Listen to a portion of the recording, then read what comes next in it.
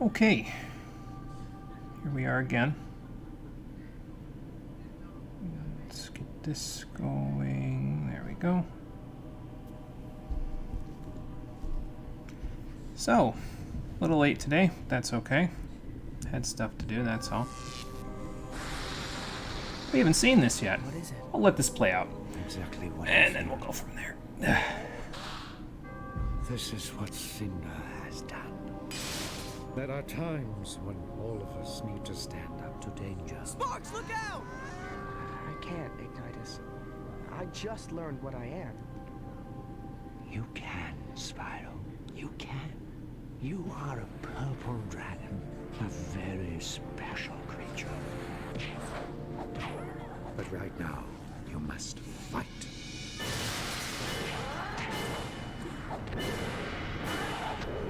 See, even the game's intro encourages you to air combo at all times.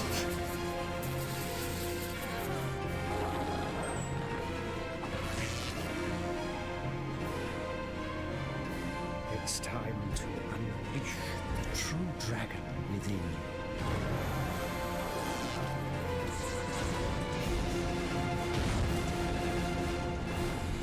Like, seriously, they were really proud of that 3-hit combo in the air. They put that in the intro like 4 or 5 times. Oh boy. Okay. So, as you may notice, the game's options did not track, so I think that's how we had it. I'll find out eventually. So I gotta do this to turn it back on widescreen. I love that. I love having to redo all my hard work. Are we done with this game yet?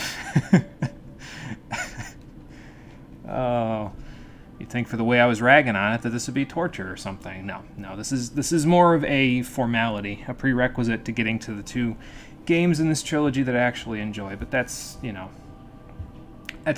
or less of the same. We know how that all goes. Hello, Marie. How you doing? Yeah, slow motion chance. So this slider right here, when you knock an enemy up into mid-air and you do a 3-hit combo on them, if slow motion chance is enabled, that gives the game a percentage chance to have every move in mid-air be in bullet time, like this is Max Payne and you need to dodge out of the way of bullets or some shit, except there's no dodging. It's just you're hitting them and it's slowing the game down. And I always turn it off because this game chugs like a very thick milkshake anyway. So, I don't think we need that, and I'm going to leave it off. 1, why is it a chance? And 2, why? I couldn't tell you. I don't understand, to be honest. Like, it has no tactical purpose, it has no practical purpose, and again, the game already features enough slowdown when there's too many particle effects on the screen, so why do we need it? I don't... I've found, honestly, that the more you question about this game specifically in the trilogy, the more your brain hurts. So that's why I usually stop questioning after a certain point, because it just is gonna... I'm gonna lose brain cells after a little while. So... Oh, believe me, I know how you feel. I know how you feel. I've had to catch myself a couple of times already asking questions about this game, and losing brain cells already. I will be slightly worse off on any IQ test I take after we're done with this, that's for sure. Okay, let me take a drink and then we'll get started. Alright, so we already had to redo our options, and we have to redo it every time we turn the game off and back on again. Did the game save at the beginning of Tall Plains? It says Tall Plains. Sometimes I don't trust that, so we're going to find out right now. Cross your fingers, ladies and gentlemen. Let's see. Okay. Show me Tall Plains. There goes the widescreen again. Please.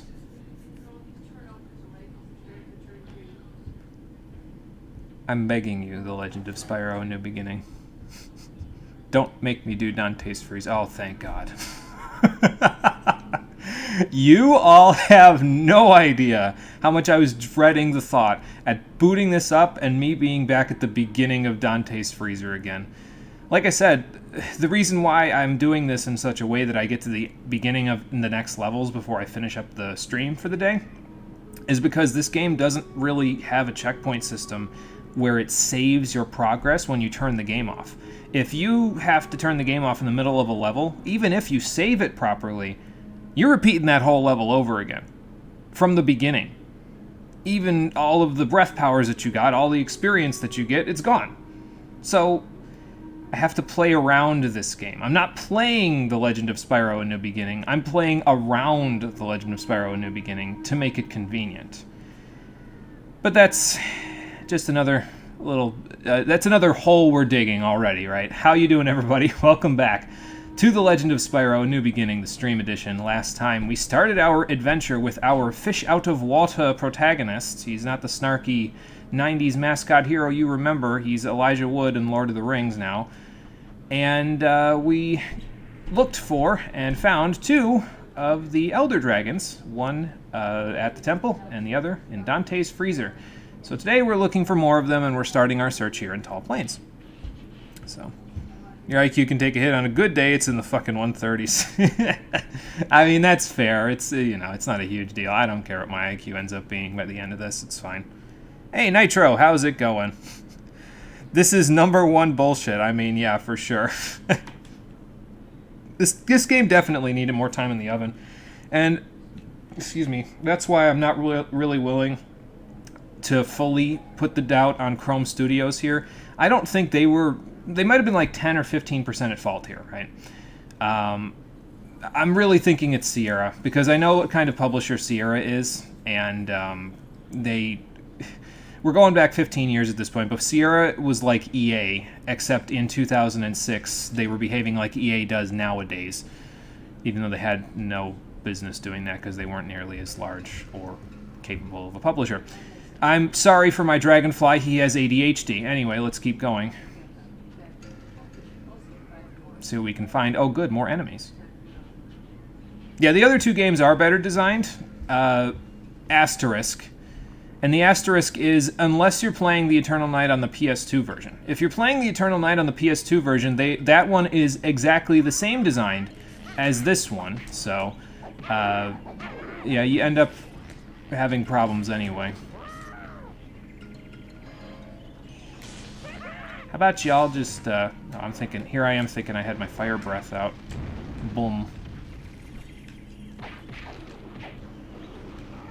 Just get that guy out of here. Because again, you get back enough breath powers just from defeating enemies, so you can kind of spam a little bit. Especially when you're in close quarters like this where you can't just drag an enemy off a cliff. Not too bad. You flipped it. Nice.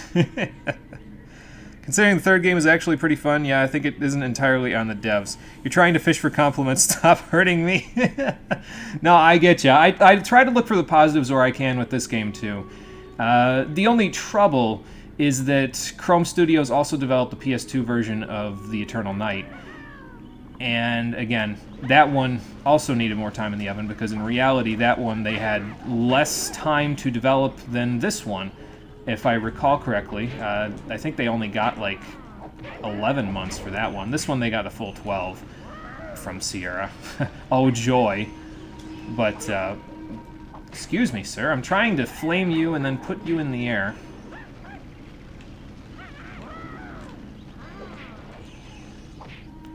But yeah, that's why we're playing specific versions of this game, because specific versions of the Eternal Night are good. Specific versions, most versions, frankly, of Dawn of the Dragon are good. Just don't play the DS version of Dawn of the Dragon, and don't play anything but the GBA version of the Eternal Night. Because if you play anything but the GBA version of the Eternal Night, you're asking for pain, basically.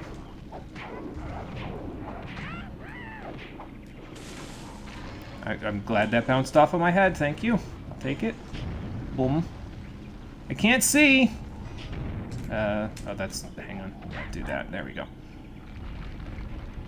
Well, at least I'm invincible during that. Not that they're ever gonna stop and let me actually go anywhere. There we go. And same as usual, just burn them to death.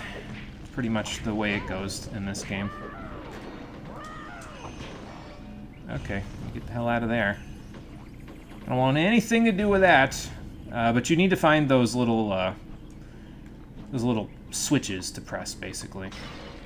Oh, good. I don't even charge through these. I just hit them. Fantastic. This is basically a shitty sequel to the really good first game. This is the first game, and then... Oh, right, my everything turned off again. Why does widescreen keep turning off? I don't understand. This is the first game, and then the sequels are better than this one. Both of the sequels are better. Again, asterisk, if you play the GBA version of the second game, it's better than this one. If you play the anything else version of the second game, it's exactly the same. So... Oh, by the way, even if you're not gliding anywhere, you'll want to hold down the jump button when you are flying through the air there, because this game has fall damage. Yes, this game with a flying purple dragon has fall damage, where you take damage if you fall too far of a distance, and it's not that far of a distance to fall. So, keep that in mind. Yeah, this is the first game. Forget which one you played before. So I played the original trilogy before this, there, Nitro. This one is unrelated to that one. It's meant to kind of be like a reboot, basically, for the series. Hi, guys. Come join the party. It's, smoking. No, don't smoke, kids. It's not good for you. Just gonna casually jump directly over his attacks there. Sir, you are dead. Fall on the ground now. Thank you. The one that was below me that had a sliver of health left. Should not have been getting up. Oh, that looks fun.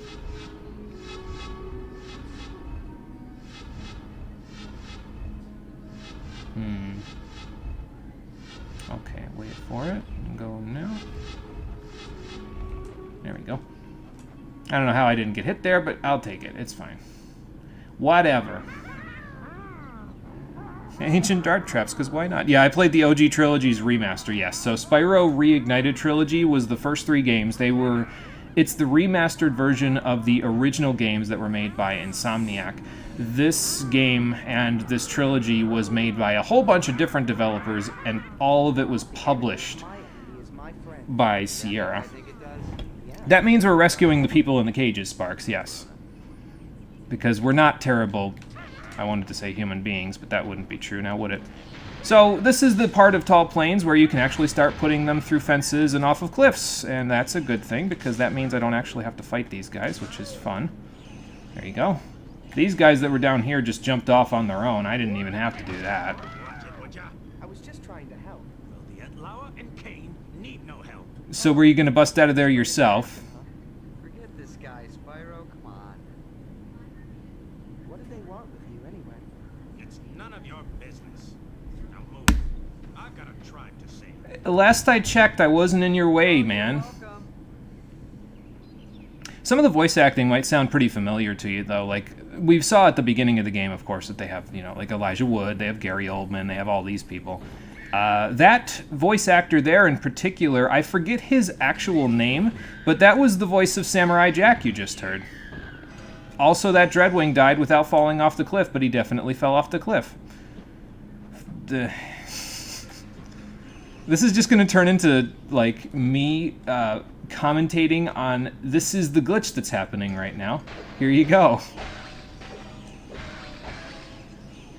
That should get us a decent chunk of experience, though, to start putting towards our electric breath. And there's also some stuff up here that I might be able to get to. If I'm not... Oh, there's a cannon over there. Do I even care? How's my experience looking?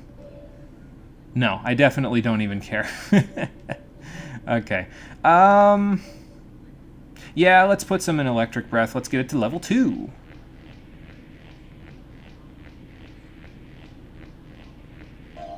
And that won't even make a dent in our experience bar, because that's fun. But yeah, the more that you put into the electric stream here, the farther it will fling enemies when you grab them and pull them with it. So that's pretty helpful. Now it's at its maximum power. Once again, I'll stress that after level 2, the attack doesn't get any more powerful. It's just an experience dump for later in the game in case you really need it for some reason.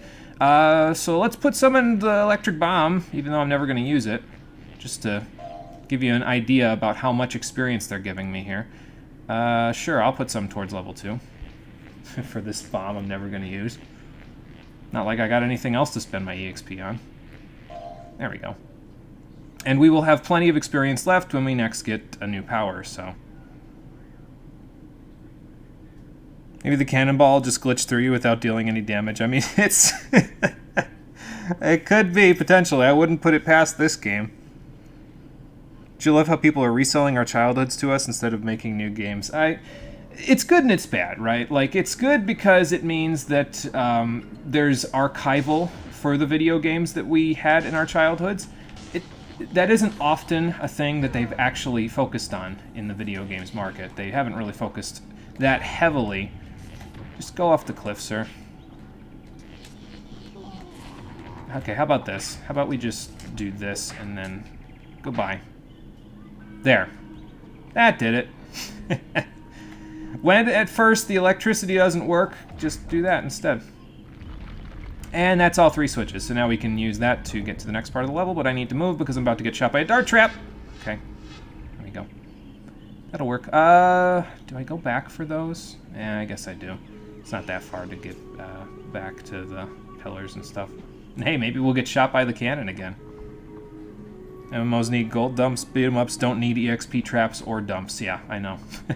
I think they just need to rebalance the experience, to be honest, to make it so that it's not just like, you know, so that it takes more experience to get the stuff that you need out of it. Okay, hello. There we go. Gotcha. I guess I probably should come back here anyway, because it looks like I need a little bit of life, so... I can go get it if I go over here. Oh, okay, I hit my face. Hang on. Yeah, there we go. Yeah, they just need to rebalance the experience system so that, you know, I'm not swimming in it at this point because I shouldn't be. I haven't been doing... I mean, I've been fighting everything and getting all of the stuff so far, but we don't need to do that. Hell, even here in Tall Plains, there are a few encounters where they don't actually gate you like they did in Dante's Freezer, so you can actually kind of ignore several of the encounters here and just walk right past them like they're not even there. I might even demonstrate it at some point if it's an enemy that I don't feel like fighting. These guys are okay. I can probably fight these guys. Or I could just burn them and run past them. Local wildlife. Not something I want to interfere with, you know. This guy, yeah, you can go be with your friend. It's probably nicer down there when you're with a friend. Banger. It is a banger, not necessarily this music, but Storm is a banger, Rockin' Fun. And hello, Rockin' Fun, how you doing? Welcome. Yeah, make everything cost more, hard mode activated. How does that small of a fall kill him? Well, we take fall damage if we fall off a cliff that size, so I don't know, but that would be my guess. Just gonna hit this real quick, and that might even be enough. Also, I gotta get out of here because that dynamite's about to blow up. Yep, there we go. This might be enough to get me up here. No, not quite. Yeah, let's hit another one and see where it puts us. There we go. That'll put us there. I'm also about to get blown up again. Run! There we go. And I mean, they will try desperately to prevent you from just running away from the encounters and stuff, but like, you really... Like, look how high that guy just threw that dynamite. He threw it so high, it glitched out of the map. But they will try desperately, and they will fail, because I am moving on. Hang on, I'll catch up on chat in a second when these guys aren't all bugging me. Hang on. There we go.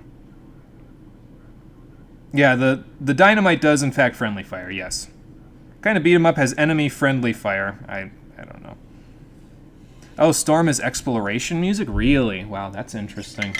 It sounded like a battle theme, to be honest, but that's pretty cool. Yeah, I was not expecting that. I'm gonna have to add this, like, Neo, The World Ends With You stuff from that sound. Like, we eventually will most likely play that after I play the first one for the stream, but I always had this thought, and I've always talked to Cole about it, that eventually I will do a playthrough of Digimon Story Cyber Sleuth for the stream as well. And one of the things that I never got about Digimon Story Cyber Sleuth is that it has no, like, exploration music when you're out on the world map, running around Tokyo. So my thought process for that, if I ever played it for YouTube, was that I would have a custom playlist of, like, soundtracks from, you know, The World Ends With You, Yakuza, all that good stuff, and I would use that as the exploration music and just play it in the background. So, I may still be able to do that for the stream. I'm not 100% sure about that, but it may still happen.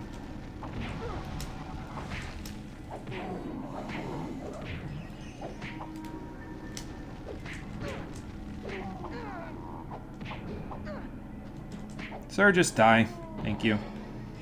You're embarrassing yourself and me. Oh good, that guy jumped off by himself. Perfect. Now I can walk right around you. Oh, hang on. Let me get a little HP while I'm here. There we go. I could be getting it from the enemies, but, you know. I think I'm getting attacked from behind. Oh, never mind. Sorry, get out of my way. So yeah, there's ancient golems that you also have to deal with now. There's also these guys, but, well, we know how that's going to end for them. Oh, boy. As far as I know, it doesn't have a world map or wilderness theme, no. So, weird flex, but okay. Doom Eternal's old main menu theme sounded like it was a battle theme. That's pretty cool, too, though. Like, I find that interesting because it gives you almost like this dissonance, right? Like you're expecting it to be something that's not as hardcore, but then all of a sudden it is really hardcore, and it's like, whoa, this is interesting. This is different from what I was expecting. Sorry, sir. I guess I'm getting rid of the local wildlife because they're in league with the golems. See? So that's the level 2 electric breath. It tractor beams them quite a ways, so yeah, use it and abuse it to your advantage.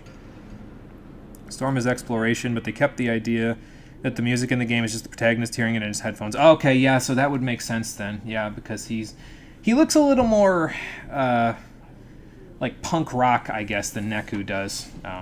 Like Neku's got that kind of bad attitude, but he still listened to a lot of J-pop, so it's a little, you know, he listened to a bunch of different stuff, but a lot of the primary stuff was J-pop, so it's, yeah, I guess they're keeping with the theming. This is my favorite room in Tall Plains right here, because all of these little cliffs here, they force you to fight in this place. This is one of the few places in Tall Plains where they force you to fight. So normally that would not get brownie points with me, but you can use all of these cliffs to insta-kill enemies using the electric breath. So, oh no, J-pop isn't bad. I like a lot of J-pop and K-pop songs myself. I don't get to listen to them nearly as often as I would like to, but yeah, it's all good stuff. I listen to a little bit of anything though, so. You know what? These guys are on the ground, so I might just do this. I probably could. You know what? I probably should just do this, to be clear. I've got the Fury, so I might as well use it. There we go. Sorry, guys. But yeah, once the enemies start appearing in the other sections of the map, that's when we'll be able to kill them from just dumping them off these little cliffs. And again, the cliffs are like, you know, maybe 5 feet, and they will still kill them, so. Like that. Maybe not that guy, but I can make him run after me, and then I can kill him by doing this. See, that guy's dead. See his HP bar, how it turns that darker shade of red? That means he's dead. That guy is not dead. The further up we go, the more this will happen, where we can make them dead by just tossing them off teeny tiny little cliffs.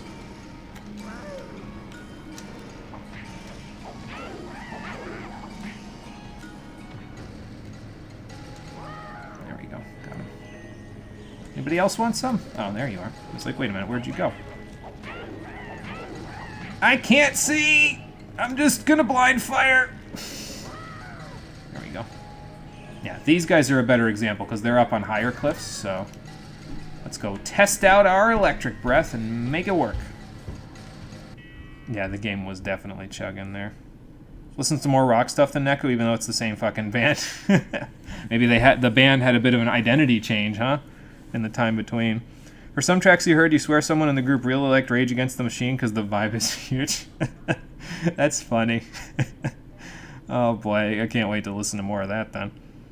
Find the music of this game just blending into the background. Yeah, a lot of it is very, like...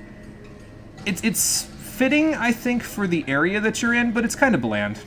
So, it doesn't really do itself any, like, particular favors. It just kind of is there. The parts of the soundtrack that I personally like the best are the kinds where it's not just atmospheric ambience, and where it's actually, like... They do something more interesting with the music. Like, I think I like the main theme the best because it's got this very, like, somber but kind of hopeful, adventurous undertone to it. I think that's where the composers shine the best. And as far as I'm aware, this was the first game they had ever composed for. And, I mean, they went on to compose the other two games as well, so they improved in every single iteration. By the time you get to Dawn of the Dragon, the compositions, I think, are very nicely done.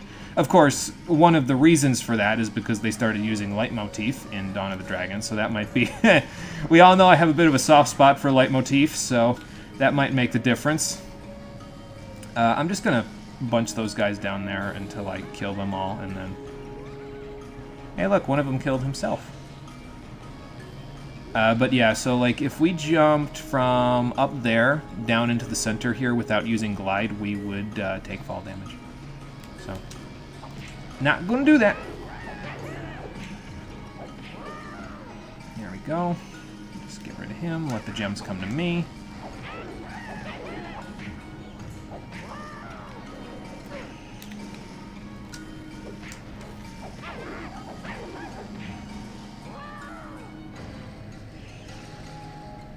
Yes, we got electric breath while you were away. It behaves almost like a tractor beam. You can use it to pull enemies off of cliffs and stuff, and that is both a good and a bad thing, because it's good because it lets me avoid any of the janky combat encounters in this game, but it's bad because when you get an upgrade for an elemental power or a special move in a fighting game or a beat-em-up, that power-up is not supposed to allow you to skip the encounter. It's supposed to allow you to engage more clearly with the encounter. And I am not entirely convinced that they know that, because that, I mean, hang on, watch. We'll fling this guy off a cliff and you'll understand everything that I mean. I'm just going to ignore these clusters until I need them. Hold on. That should not be an upgrade. That I just did there should not be an upgrade. In a beat-em-up, where the most important thing you do in this game is fight. So, I don't know. I think the ideas are there, and I see the potential that the game has. I'll keep saying this over and over again, because I do. I see the potential, and I'm glad that the potential was eventually capitalized on by the time the game is in the third iteration, when we get to Dawn of the Dragon, but yeah, for this particular outing, I don't see it. It was half-baked. I'm going to say it in the credits, because that's my main thing about this, is I struggle to call this a game. I feel more comfortable calling this a tech demo or a beta version of a game, where it's convenient for playtesters because it allows you to play through the whole level. The checkpoint system doesn't fully save your progress, so if you turn it off and come back to it the next day for work, your level progress is reset you can run it over and over and over again, and all of that stuff, so... but yeah, it feels more like a beta version of a game than an actual game, so... yeah, we got electric breath from the ice zone, because I don't get the logic of these dragons. Maybe it's the area, but the game looks a bit better than what we saw in the beginning. Yeah, I think it's a little bit less bland. Tall Plains as an environment is actually pretty vibrant, I think. It's got all this grass and stuff like that. It's more interesting because it's a big island in the sky type of a deal. So it's more interesting, I think. You know, it would have been even more interesting is if we actually flew here, but we got teleported here. And it wasn't even like, yeah, we haven't teleported. You can just step on this and get there, like in the old Spyro games. No, we just ended up here after Ignitus's monologue, as if they skipped a flight level. Again, unfinished business. Makes me think there was some more to this at some point. No damage, what a gamer. The first battle of Pokemon Coliseum is the tech demo. That's a joke you have. Yeah, I mean, pretty much, yeah. But, I mean, excuse me, to be fair, that was the first that people had seen of like a full-fledged Pokemon RPG in 3D. Like before that, you'd gotten the Stadium games, and that wasn't like an RPG in the same sense. It wasn't a full-on Pokemon game in 3D on a home console. You know what I mean? So it's them just giving you one battle as the tech demo. I don't know if it made sense, but it's better than this. Like, I'll take one battle in Pokemon Coliseum over playing this entire game any day. That was dynamite. What the hell? Oh. Someone blew up my bridge! How am I supposed to get all those pots now? How am I supposed to become Weed Lord of the Universe if all of my weed is stuck in those pots? Also, I'm slipping off of this bridge. Like, if I veered too far to the left or right there, I would have slipped right off that bridge and fell into the bottomless pit and died. Even though death should be of no consequence for Spyro now, because he can free fly whenever he wants, according to the game. Except that only exists in cutscenes because, you know. Oh, it's never easy. Well, you know it isn't. I mean, why would it be? What fun is that? Anyway, we gotta use the water wheels, so we gotta hit these switches to activate them. And dodge the cannons while we're at it. I'm not sure if I'm going to kill the cannons, to be honest. I don't think it's strictly necessary. Or kill these guys. I might have to, though. No, maybe I just... Oh, there's another switch. Okay, that's what it is. That's what it is. It's right over here. Just go right here. Yeah, I guess I'll kill the cannon. He's too close. There we go.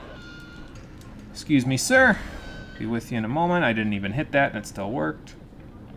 You and me both, Marie. I want the old Sparks back. And again, it's not... I don't think it's just David Spade, though. Like, I feel like it's the writing of Sparks in this game that makes him out to be just, like... He's completely unnecessary. There's no point or purpose to him being here at all. He does nothing. I mean, he points out objectives for you occasionally. That's it.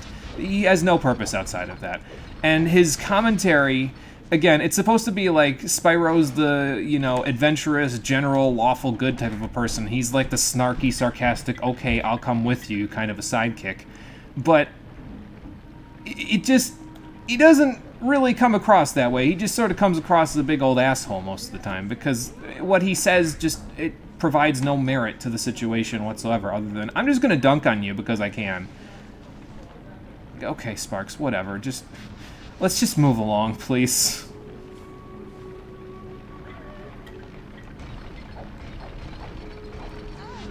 Ow. I got spiked in the face and I don't even care. I'm probably going to need a little bit of HP in a minute, though. Well, hang on, let me get this first. Okay, another cannon over here. We'll get that in a sec. Let me just do this. Do that. There we go. Get a little HP. Now we're good. Yeah, I don't know. It's just...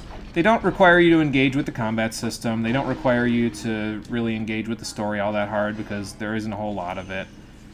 I mean, some of it is interesting, I think, but a lot of the interesting parts happen, like, at the beginning or the end of the game. Through the middle, it's just kind of...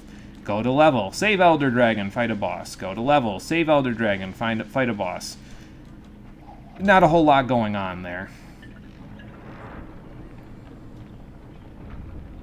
You don't like Thunder Arm Sparks? I feel like if he had... Maybe I would like him better if he didn't skip leg day. Maybe that's the deciding factor for me. I'm just going to use that. That spike definitely hit me, and it also did not. Okay, okay, I don't... I got nothing. I don't know what just happened, but it happened. We're here now. Do I have to kill these guys? Can I just walk right past you if I tractor beam you? No, we do in fact have to kill them. Alright, well. I'm gonna set this guy on fire like I'm playing Skyrim, because targets on fire in Skyrim take extra damage. Actually, you know what I should be doing, frankly, is I should be getting all 3 of them in the same spot. Come along now, all of you. I'm just gonna do it from here, I don't care. If the wall... Okay, the other guy ran around the corner like a big old dummy, so that helps.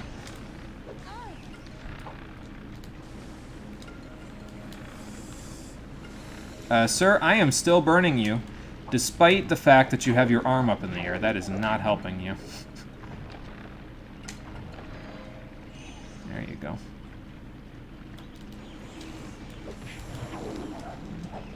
I love the little tornado move. It's just... It makes things more interesting sometimes, and sometimes I need that with this game's combat system, so... You're gonna be productive and go do your fucking relic while watching the stream? That seems like a good idea, yeah. Oh, chat got reset for you again? Oh boy. Sparks in this game seems to be that one lazy bastard who didn't do shit in a group project but still thinks he deserves a ton of credit. That is the most accurate description I have heard of Sparks yet, Nitro. That is actually, like, spot on, yes. He's that guy. He takes the credit and doesn't do any work, yeah. He's that guy. And literally... I'm going to spoil the story of this area because it's completely nonsensical, pointless bullshit anyway. He's going to do exactly that by the end of this place. We're going to do all the work and he's going to take all the credit for it, so. Oh god, relic weapons. Imagine starting from the ARR relic. Well, guess what? I'm doing books. I'm going to do an internet. Whoa! Well, I'm going to do a book. Oh. That jumped out of my psyche like an old bad habit. Atmo were only bad back in the day. I was traumatized. Now the drop rate's pretty freaking high. Oh, you made 3 relics back when it was crazy, yeah. Also, Samurai Jack just fell off a cliff, so that's fun. He's also about to fall off of the plane, so maybe we should... Yeah, we should probably help him. Or you could do that. That works too. Nice. Froze the waterfall. Yeah, now Samurai Jack was about to fucking die, but... I'm becoming a chaotic confluence. Oh boy. We've learned Ice Breath. It's completely useless. Don't use it. Just trust me on that one. It's completely... No, it's not that completely useless. It's just that it's a worse version of Electric Breath. So let me put it that way. So that's why you don't need to use it, because it's just... You don't need it. You don't need it. You have Electric Breath. That's what you need. You need Electric Breath. Use Electric Breath. I should have saved my Fury for right now, but I'll do this. We'll take them on one at a time. We'll be fine. There we go.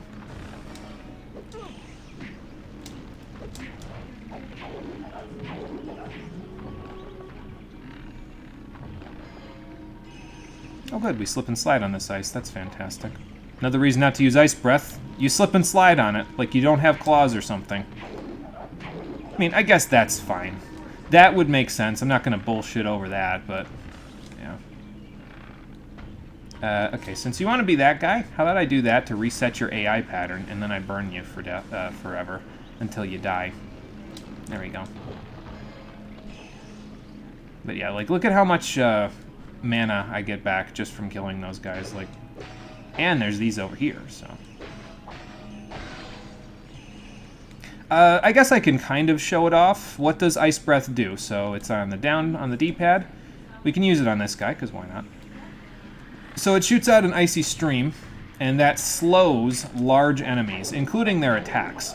And if this game's combat system had any kind of depth, that would actually be pretty useful, because it would slow an enemy's attacks down, making it easier to dodge them. The problem is that this game's combat system has about the depth of a puddle, so it makes it a little hard to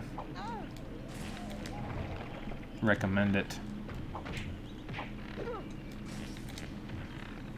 I mean, I could have tried to fling those guys off a cliff, I guess, but...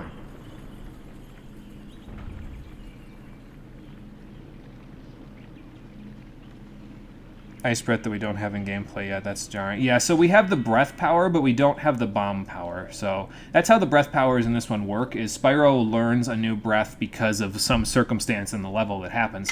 And then he learns the bomb power from the trainer, so that's fun. You made 3 back in the day? See in the cutscene where Spyro learned it, because why not? And then you just suddenly have it. Absolutely. Yep, because that's the best possible way that they could have given us this ice breath. It's not like we visited a temple and we, touched an ancient relic of the dragon ancestors and then we learned how to use it, or something that would make it feel more epic. No, we just get it. He just has it because why not? I want to think about this before I say it, because I might be biting my tongue off after saying it. There's a reason why he can get these powers. It's kind of bullshit, but it has to do with... Well, actually, I can't really say much more without it being a spoiler. Let's upgrade our Ice Breath, because I have 7 billion experience to use and nothing to use it on. So yeah, it'll slow down large enemies. If you use it on small enemies, it will actually freeze them into a snowball, which you can then fling around the level and roll into a like a bottomless pit if you want to, or something like that. But you have to wait for them to get into a snowball and then try to direct this snowball into a pit. And if you remember from Dante's Freezer, directing snowballs is hard, okay? The game, after you get it within a certain cone of Spyro's nose, it doesn't really stick to you anymore. So, because there's no like grab button for it. So it just, yeah, don't use it. Just use Electric Breath instead.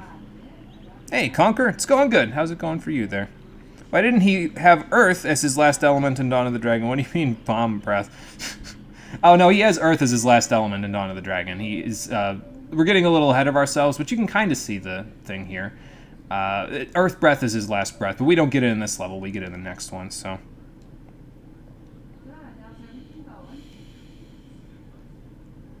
If Isis had a dragon, it would probably have Bomb Breath. Small bullshit, moderate bullshit, Kingdom Hearts level bullshit. Probably moderate. I don't think we get quite as far as Kingdom Hearts level bullshit here.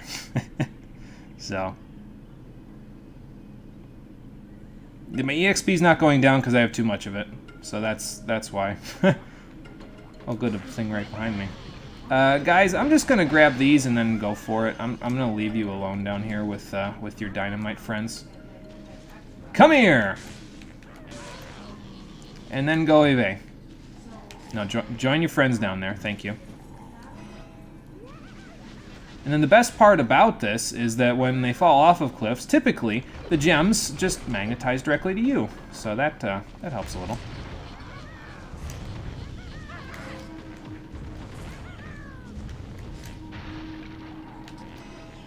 Okay, well, he died. I'm not going to ask how or why. I'm just glad it happened. And I will never say that about anyone ever again. Unless it's also in this game. Okay, I'll take it. Let's see. Oh, this is a side path. Okay. I'm stuck! There.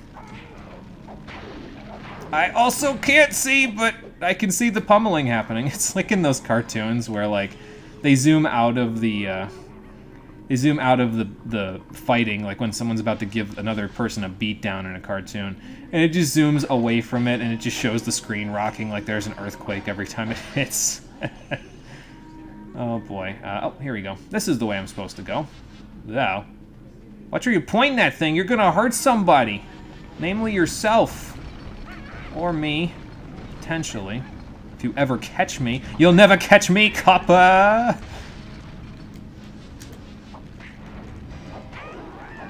Probably shouldn't be jumping up here because those hammers, yeah, will probably hit me if I go too far forward, so.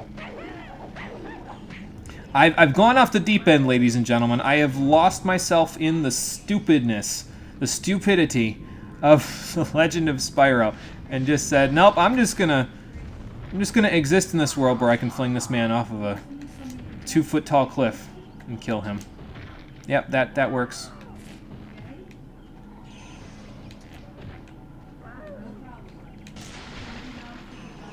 Yep, see? There you go. Ow. Oh, spikes, right. I don't know anymore. This game is this game. That's all I got. If you don't break this game, it must be a slot of a beat 'em up to play. Yeah, well, slot and slog. Slot is actually more relevant than you might think, because sometimes when you're exchanging with enemies, which is all you can do in this game, because you can avoid, but they kind of like slide around. Like you can avoid with the L1 button because that locks on to whatever is right in front of you. And you can slide around and do dodges and jumps and all that stuff. But they turn on a dime to hit you.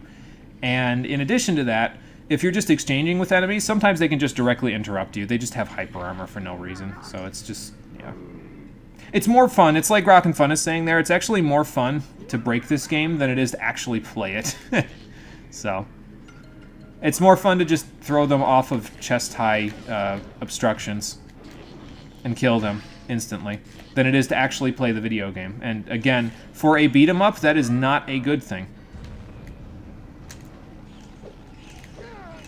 Okay, so he's blocking there, so I gotta leave well enough alone, let him continue blocking.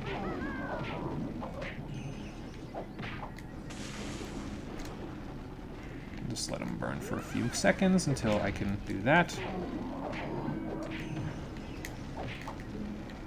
There you go, got him.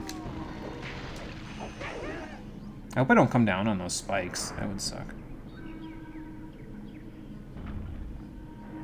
All 2 feet and die. What is this game? Doing alright. Making tacos. Nice, Conquer. Nice. Tacos are good. Always a good lunch. Would it be lunch for you? Because it's like, what? Almost 2:45 for you, I think. So, I don't know. I usually eat lunch around then. Me, personally.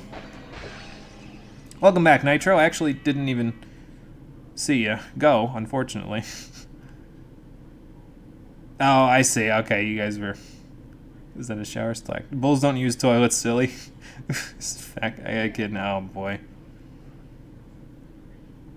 Thank you for explaining the burning enemies in Skyrim thing. You've played 0 of its re-releases. Yeah, so that's always a good thing. Like, if you're playing as a battle mage or something in Skyrim, flames have their own secondary effect, whereas, you know, like, ice, you reduce their stamina. If you use electricity, you reduce their magicka. And if you use flames, everything that you do deals a little bit of damage to them, in addition to doing damage over time, so that's not too bad. If it wasn't for the fact that 50% of the enemies that you meet in Skyrim were 50% resistant to frost, most of the stuff would be pretty well balanced, but yeah, it usually ends up being that flames has a slight edge over everything else just because of its secondary effect. Which way do I go, George? Which way do I go? Oh, I can go either way. Okay. We were gate kept again. We had to fight those guys in order to get through there, so I guess I'll take this with me. Thank you. Again, I have nothing to spend my money on at this point, or my level ups. We could buy the level 2 fire breath, but again, I've been trying to avoid that because when I get the level 2 fire breath, the enemies will start running away from me in panic when I set them on fire. Which I guess is okay until we have to fight them in an arena where I can't use electric breath to fling them off a cliff. And then it's just annoying because then they run away from you, so... You know, not really as good, I don't think. Anyone know how to operate an excavator? I mean, I've operated not a backhoe, a bobcat before. I'm not certified, but I have operated a bobcat before. Don't know if I can help you with that, though. Never touched Dark Souls or Skyrim. Neither one looked interesting enough to you. Skyrim bores you nowadays. Dark Souls is sick. The Bloodborne easily takes the crown for you. I get that, honestly. Shh, you're all alone? Only until I kick these bums out. Which reminds me, I can't stand here chatting with purple dragons and mosquitoes. Whoa, who you calling a mosquito? I mean... Besides, it's not safe for you here. So you do have a heart in that chest of yours. No need. We can take care of ourselves. Anyway, we need to get to the shrine. You'll never make it. He just backhands him. Well, anyway, we got to make it over to the shrine. In order to get there, we have to hit a bunch of switches, so that's what we're going to go do. We got to get there first, though, and it's going to take a little while since the game is chugging harder than Blighttown, speaking of Dark Souls. Just going to stand above that and hope it doesn't hurt me. Okay, there we go. Yeah, see, that works pretty well, usually. Let's see, what's the best way through here? Probably over here. We got to get up to where those switches are there, because they'll open up a gate that has a little puzzle for us in this area. Not much of a puzzle. It's pretty much just push the blocks into place, but, you know, it's something to entertain your brain, I suppose. Enemies will run away from me when I set them on fire. Mono, that's why you tie them to a chair first before setting them on fire or lock them in a cage or something. Oh, how I wish this game gave me a chair to tie them to, Nitro. Unfortunately, it does not, so I have to make do without it. And, I mean, if I had a tight corridor in which to set them on fire and panic them, then it would be fine, because, well, then even if they run away, where are they running? Directly back to me. So, I'm like Thanos in that case, but, yeah. They don't often give you those tight corridors to kind of kite the enemies around on. Unfortunately. Well, this'll do for getting us up there. You can also go down there if you want to grab some extra goodies, but again, this game doesn't really have extra goodies. You can get all of these crystals and stuff, but it's not like the other... And I hate to make this comparison because, again, I've said it myself, it's not a good idea to compare this to the OG Spyro games. But... Excuse me, this game doesn't have like an 100% or like a percentage progress report for you. Pretty much if you beat the game, you've done it 100%. Like, I mean, you could get all the powers upgraded if you really wanted to, but it's not strictly necessary in order to get 100% in this game. 100% in this game is just beat the game, so, yeah.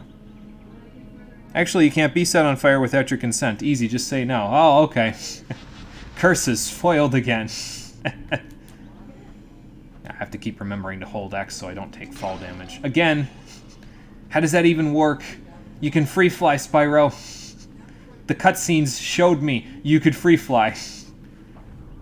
Okay, so these things like to jank themselves out a little bit, so I'm just going to try to, like, yeah, there we go, walk over them and then pull them with me. Again, in order to keep this thing on my nose, I have to keep it within a certain number of degrees of the front of Spyro.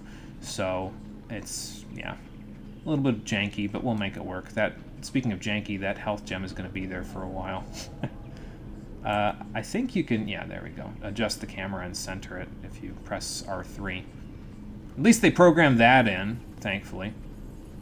So this part's kind of like driving a car a little bit, although I guess it's a little more like driving a plane or a helicopter because you're using a joystick. We got to get these into the 4 little divots that they have there for these boulders, and that's it. Technically, if victim is mute, you don't really need a consent because they give it. Oh boy. We're treading on some dangerous legal ground now, ladies and gentlemen. Oh boy. Alright. I mean, I can understand how our brains would wander, though, considering what's going on the screen, which is surprisingly little.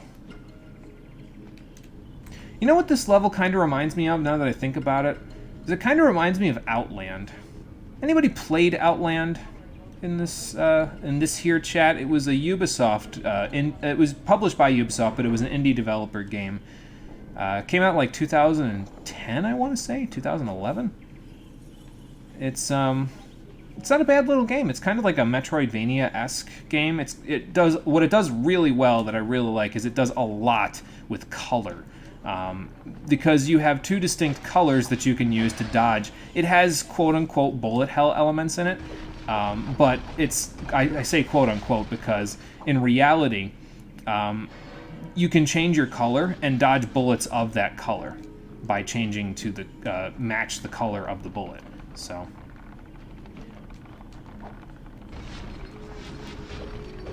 I don't even know what these cannons, man. I'm just gonna do that. But yeah, it's a cool little indie game. If you haven't played it before, I would say it's worth, I don't know how much it is nowadays, probably only a few bucks, but it was on the PS3, so I guess you'd kind of need access to that in order to, you know, play it. But Go ahead, take your shot. And now go reload while I do whatever the hell I'm doing right here. There we go. Let's see. Playing FGO and setting up for work. Oh, okay, gotcha. This is summer 4, we're in Vegas, baby! Oh, it works all the time in real life? Okay, I'll have to take your word for that one then. Speaking of bullet hell, need to relearn Rabby Ribby and finish it, then bump up the difficulty on New Game Plus or Loop 2. Oh, so there's New Game Plus elements to it as well. Oh my god. Game is more in-depth than I knew about it. I mean, I didn't know anything about it until you started telling me about it, so... Oh, hi, Kane. You just disappeared for a second, but... He is not happy. Uh-huh. So is Well... anybody fun around here?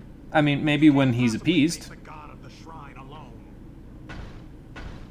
That's why you're gonna let me do it anyway, right? Not all of us are loners, Kane. I'm not going alone. I have my dragonfly with me, who does exactly jack diddly shit for me. Are better than one. At least they got to dunk on Kane for being a dick. Yeah, what? Nice, Spyro. Slip that one right under the radar. I like it. You're learning, my friend. Okay. Can I demonstrate fall damage here? Maybe. Hold on. Watch. Okay. Okay. No, that wasn't far enough. A little further than that, if I would have fallen, would have taken fall damage. Anyway, we got a fancy stone ship. Now we're going to take it over to the shrine, I guess, because why not? Good thing about this fancy stone ship, it has breakable railings. Kind of interesting music, too. It's a little over the top, but, I'll take it. I mean, it's battle music, so I suppose it would have to be a little over the top. I feel like this game was very heavily inspired by two things. I've made the comparison to God of War already, because it has very similar elements to it, I think. But I feel like this game was very heavily also inspired by Lord of the Rings. I mean, it has Elijah Wood as the main character, so... Is that really all that shocking? Why is the ship smoking? That's probably not good. Maybe we should steer this thing a little faster. Oh, hello, big guys. But I think it was very heavily inspired by like a Lord of the Rings high fantasy-esque setting, because the movies were coming out when this game was in development. So I feel like they were heavily inspired by it in some ways, because it has that... I feel like the soundtrack is kind of, not really similar, but it has a similar, like, cinematic, over-the-top feel to a lot of the battle themes. I suppose that's commonplace for the games industry at this time, though. Like, a lot of games had that sort of... wanted to go for a more over-the-top cinematic feeling to its setting and its soundtrack. Everything had to be a little more bombastic because the graphics and everything were developing a little more. Look at me, actually dodging projectiles. It's like I played this game before. Goodbye. Now get that shit out of here. Okay, it didn't get out of here. That's fine. He did. Sir, you cannot take the door. You are too large. You need to take the express elevator. Or don't. That works too, I guess.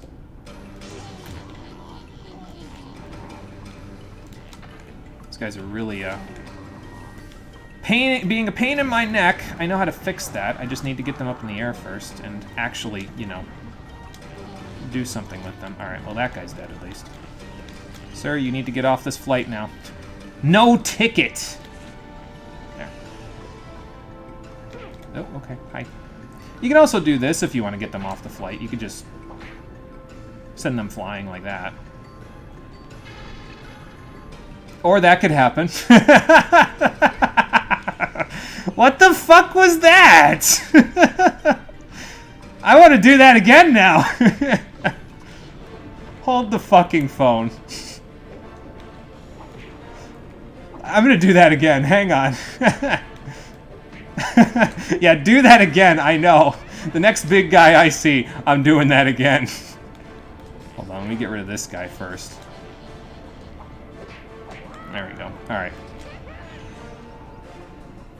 I just love how I was just dumbfounded by the sheer tomfuckery I just saw.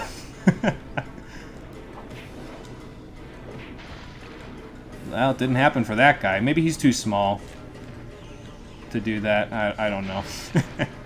But see what I mean, though, when I say it's more fun to break this game than it is to, like, actually play it legitimately. Oh, we're here, by the way. No indication from the battle music or anything, but we're here, so. Let me catch up on that. Holy shit, I can hear the music. Previous tracks are just blanding into the background. This is a first, yeah. The fact the enemies can just block your breath attacks is kind of annoying, yeah, a little bit. I should clip that, because that's just... Like I said, I was just dumbfounded by what happened there. That man took off into space for a second. Like, holy Jesus. I had a feeling that would get clipped. I mean, probably, yeah. Let's see here. What do we got? Oh, it recently had its 5th anniversary? Like, almost a year ago. Oh, right. I remember you talking about the anniversary box. Yeah, you finally got it. That's good. Has a membership card, and it proves you remember the bunny cult. Or you could pretend you've already beaten it and never play the game again. Yeah, that's probably fair.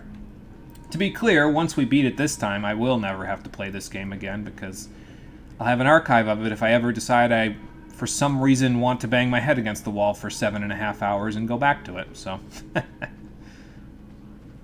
Oh, hello, local wildlife. I'm just gonna be on my, okay. Be on my merry way. Ow, ow.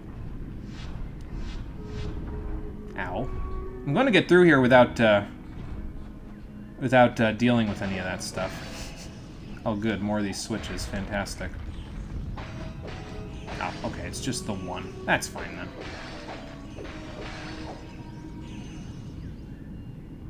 Rebby Ribby is wacky and frustratingly fun. Must New Game Plus it. And not just for the achievement. Now that's cool. Oh, okay. That almost killed me. Or hit me in the face. Burn about 150 calories banging your head against the wall for an hour, according to Google. I wonder how that, like, got put on Google. You know, like, what specifically made someone decide to put that on Google, you know? Like, did enough people search that Google was like, yeah, we should just tell them just because it's just easier than them asking the question and us not having the answer? Google just being like, man, I don't know what to tell you. Somebody just jumped off the cliff trying to outrun this thing, and that's not a go. Okay. Okay. Excuse me. I'm so confused at this point. I don't even know anymore. It was this guy. This guy got flung somewhere. Got hit by that thing, probably. Excuse me a second. Let me hit this first before I... Ow. Sorry, I'm gonna have to use your... I was gonna say, I'm gonna have to use your life force with which to bring myself back from the edge, but I don't think I'm gonna need to, actually. I think I can just kind of go like this and get the heck out of here.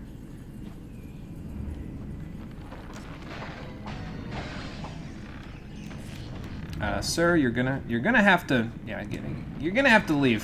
Thank you. Oop, okay. That's fine. Oh, there's Kane. Let's go this way first because I don't know why. I just feel like it. I guess just to see what's over here. Oh, just another enemy and another room. Okay, that's fine. I don't need that. Thank you. No, I don't want that. I have to admit, you've done better than I thought possible. Wonder how they figured that out. Yeah, that's a good question. Had to hurt. More than you can imagine. There are some things you should know about the shrine before you enter. Okay.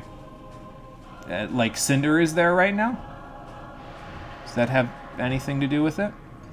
Nice stinger of a musical track they have there. I think we're done here. Not before we rescue Cyril. Yeah, we probably need to get him out of here first. Desecrated. And the god of the shrine has not been given tribute since Cinder's forces arrived. So, But if you who do you normally give... What do you normally give him as tribute? and my people can come home, Do you normally just fight him? I mean, that's fine. you must go through the god of the shrine to free him. Well, good. Then our paths are intertwined. Why does it always seem like they're at the center of some important shrine somewhere, or like, you know, some important place, of course, in the level that they end up being? I mean, why not, right? That's usually how the law of these games go, I suppose, but it all smells a bit convenient for me. I don't I'm just watching the HP bar go down, and I'm like, sir, I don't even know where you are. Okay, I almost just charged across the bridge to my doom. Oh yeah, you barely have any motion control in charging, by the way. I was doing this the whole time we were going across that bridge, and yeah, I went almost nowhere. That guy was playing golf, and he was the ball. I mean, that's fun. Sometimes you just play golf and you're the ball, am I right? Ah, there's Cyril. I know, but Cinder left and I don't see any Ice Kings hanging around this place. And also that shrubbery on the right side of the screen keeps ducking in and out of the draw distance, so I need to investigate. So the boss is a big stone golem. Alright. Sure, I mean, I guess that makes sense. Sir, are you alright? Do you need help getting your foot out of the ground? Yeah, maybe let me handle this. Thank you. Sometimes you just get your head bashed in the ground by a fucking lizard. I guess so. In this game, that's more true than ever. I learned. When things look good, run for the hills. I mean, did it look good to you? Because there was a stone golem standing there. So now we have to fight the stone sentinel. Best way to fight him is wait for him to do a punch and then throw some punches of your own. You want to try to stay at about mid-distance to him, because that lets you hit his fists more easily. He'll do like a weird, something other than the fist move if you don't stand at a middle distance of him. So basically, like when he starts to get too close, move to the other side of the room. There's a bunch of cover that he will break almost immediately, but that's okay.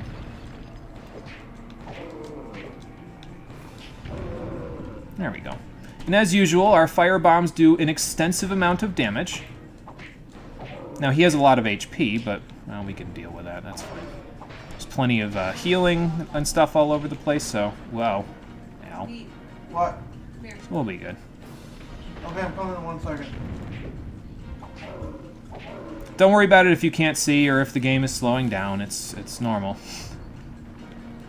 Okay, so I guess Sparks does something in this game. So what he's doing right now is I locked onto the enemy, and he's hovering above the enemy that I locked onto. So there's what he does if you stand too close. He did like a weird smashing move just there. What the hell was that? Something just dropped in the background, and I don't know what it was. Also, the camera's doing me no favors whatsoever. I don't know what that was either. Yeah, me neither.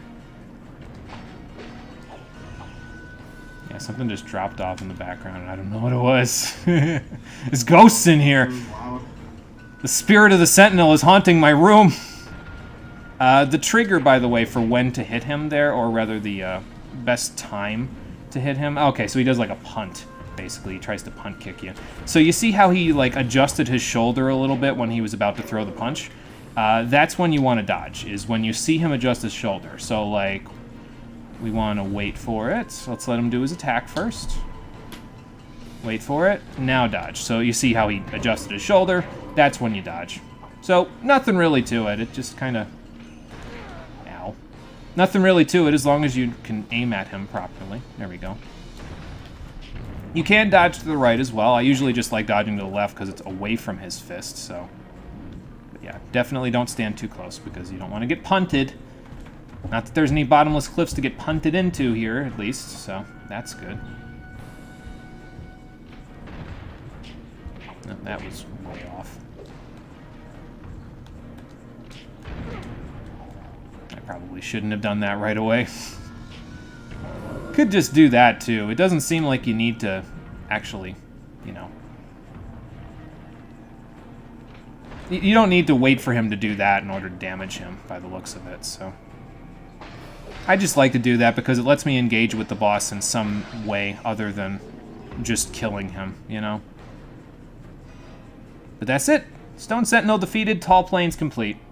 You have subdued the god of the shrine, restored balance to seasons, the land, our world. The Adlowers want to worship you now. Yeah, I don't know about that. That's what I'm talking about. Sparks. I suspect I deserve the praise that should be mine. Sparks, no. Bad dragonfly. Stop it. Get some help. We have to get back to our... You have an inferiority complex, we get it. But what you need is therapy. Here, Outlaws, I am the mighty Not scourge of the despot. becoming a god to a tribe of I don't know what the Atlawas are supposed to be. Some kind of goat or something. If you must, you must. But know that you're now part of the Atlawa tribe. One of us. I am the Thanks. I'll be sure to remember that when you never come back for the rest of the series. About what? Maybe two heads are better than one. Even if one of them belongs to an annoying mosquito. Mosquito me? Is that? Oh. It was you the last time, Sparks. Who do you think it was? I'll catch up on chat in a second once we get to Cyril's training.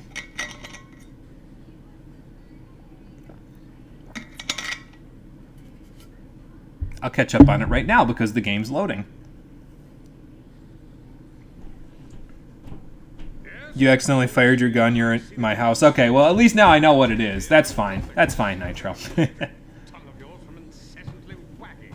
I like Cyril already. So exciting, exhilarating, enchanting, enthralling, and I'll buy you a thesaurus for Christmas. all of you, please be quiet.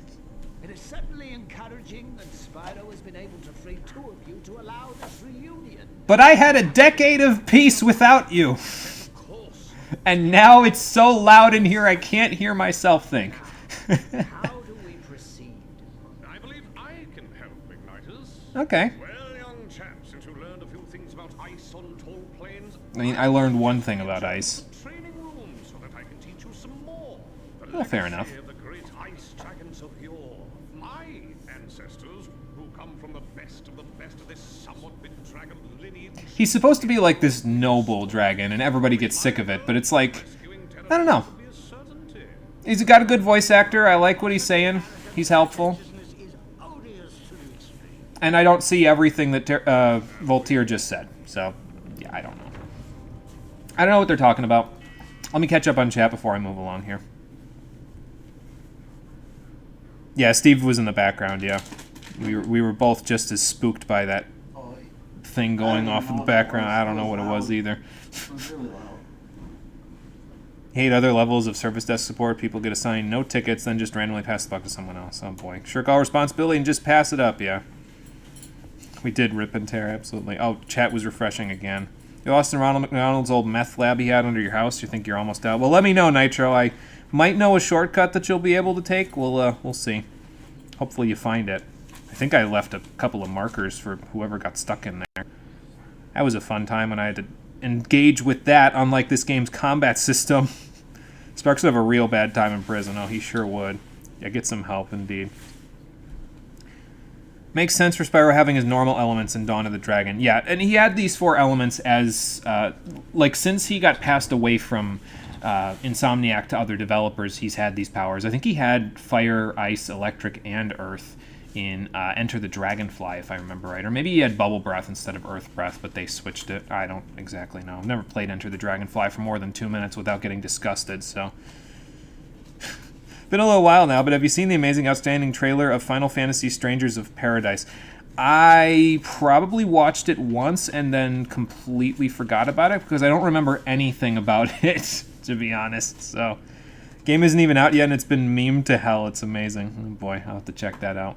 You played the other one and their powers are busted. Yeah, that's the thing though, right? Is that as we go forward in the series, not only do things start getting better in terms of gameplay and story and music and all that, it's that everything in, like, you get to Dawn of the Dragon, everything gets overpowered.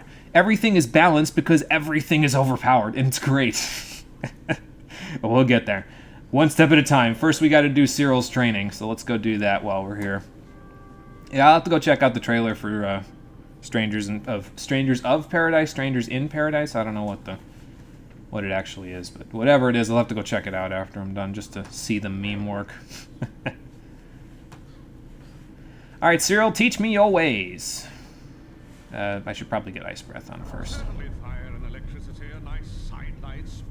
But now, young dragon, you will learn the secrets of ice. A power worthy of the elite. Okay, sure. Unfortunately, like I said, ice is basically useless in this game, but I'll take your word for it, Cyril. Feels like Spyro might not even need training at this point. No, he absolutely doesn't. We could beat the rest of the game with just the tools we've been given. Now, granted, I would miss not having Earth Breath, because it's the best breath in the game, but you could still beat it even with what we have. So, excuse me, might have to, you know, use the firebomb a little more than I do, but the game is about, let's see, where we just were was Tall Plains. That is there's the beginning stage, which includes the temple, Dante's Freezer, Tall Plains, the Munitions Forge, something else I wasn't paying attention to what the objective is there, Concurrent Skies, and then the final boss. So there's 6 levels total in the game, and we just beat the 3rd one. So, yeah. Yeah, it's half over, basically. Spyro clearly needs training, despite the fact that he's likely already used it to some degree. He needs to bulk up before he gets his cheeks slapped. I will try to bulk up a little bit here, as best I can. So yeah, just spam the ice breath, freeze them solid, and then break them. It might also reduce their defense.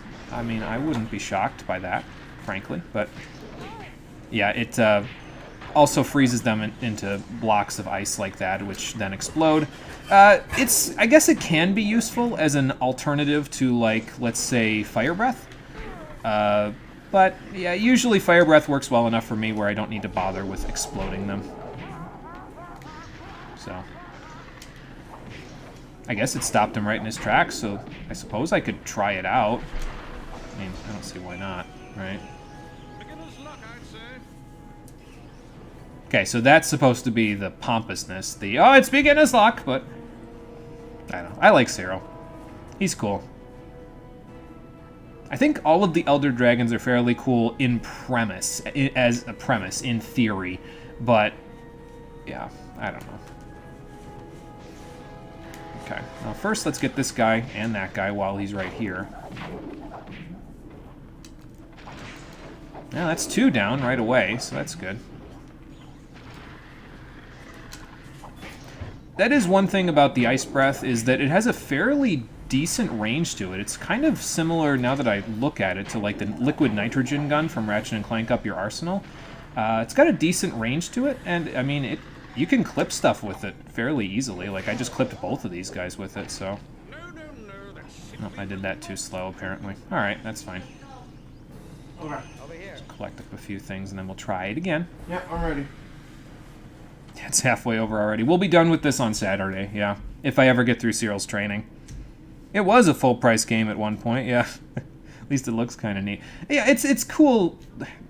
It's interesting to look at. I made a pun, and then I regretted it immediately. But yeah, it's not too bad. It's got an interesting particle effect to it, so I'll take it. Apparently we got to be really quick with this one, though. So I'm just going to do that, and then... Apparently we only got to melee them once, and that's enough, so... I'll just do that. There we go. Maybe that's a little less time.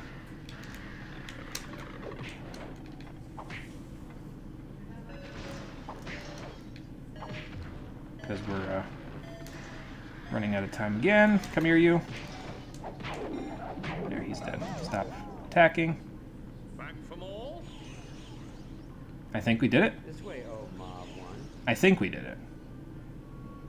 No, we did not do it. We were just barely out of time. Okay. So this is apparently the hardest part.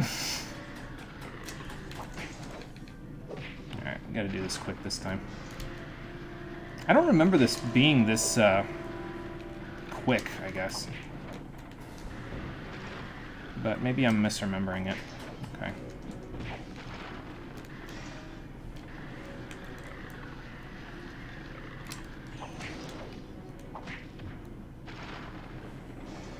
Oop, hang on. Almost got him. Hold on. Okay, got him. Perfect.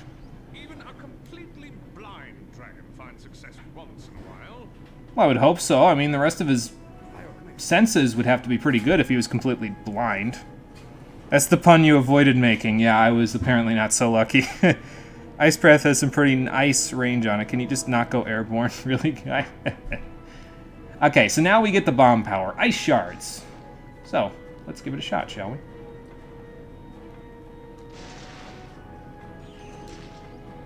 I see. So, it's a thin stream. Got good range to it. I suppose. I mean, I might accidentally hit Cyril a couple times, but he'll be okay. He's the Elder Dragon of Ice. He'll be fine. I don't know how much damage it does, though. It probably does decent damage, I guess. What do we got? There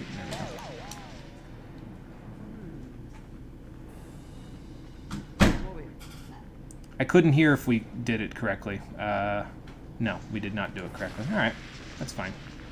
Just spam in random directions until we do it correctly.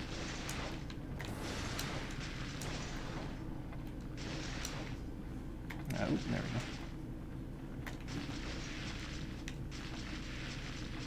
Just kind of aim in front of him. The problem, of course, is that they run a little erratically. But that's fine. We got him.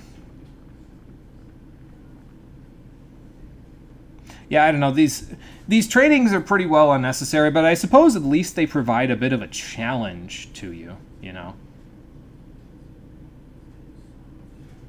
Unlike most of the rest of the game where you can pretty well just free fly through it.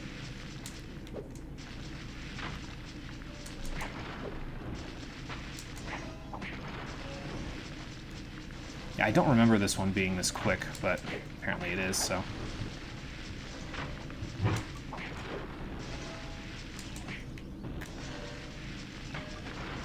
Okay, now we got him, so... Yes, that's it. This way, oh, Mav 1. Yeah, I think that the Ice Breath... You know what it kind of reminds me of? Is, again, like, it reminds me of a combination of the liquid nitrogen gun for the breath part, but it also... The shards themselves kind of remind me of the...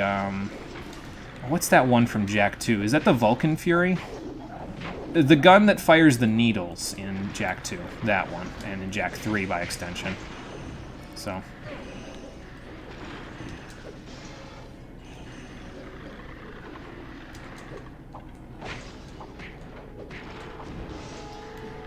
Yeah, that's kind of what the impression that I'm getting out of it. And I suppose it'd be pretty good for large enemies. The only problem, of course, being that as soon as the large enemies break out of the ice crystals, and you'll see this in practice if I was to use this in the next level, which I might.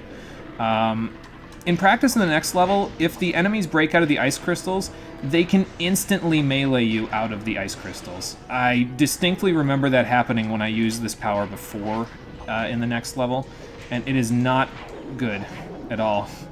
It doesn't feel good to use in that case because, well, they just instantly break out. So it's, in theory, it's a good idea. It's just, I don't think it works well in practice.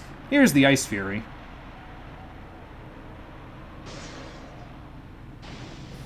God, that's a bit of a gruesome way to go, isn't it? Mastered the element of ice, something few can boast. Yeah, Halo 2 dual-wield needlers, yeah, pretty much. I never got to play the Halo games growing up. I kind of wish I did, though. I've heard some pretty good things about at least the original trilogy. Haven't heard much outside of those, though. But maybe one day. Have to get my hands on... I think that there's the Anniversary Edition. I think that's on PC. Not really sure, though. So what exactly are you saying, Igniters? Yes, your hypothesis is an intriguing one. It is perplexing to the extreme. Huh? He says he doesn't know what he's talking about. Dude, I never know what he's saying. What I'm saying is that Cinder is harnessing the Guardian's power to unlock a portal that must never be opened.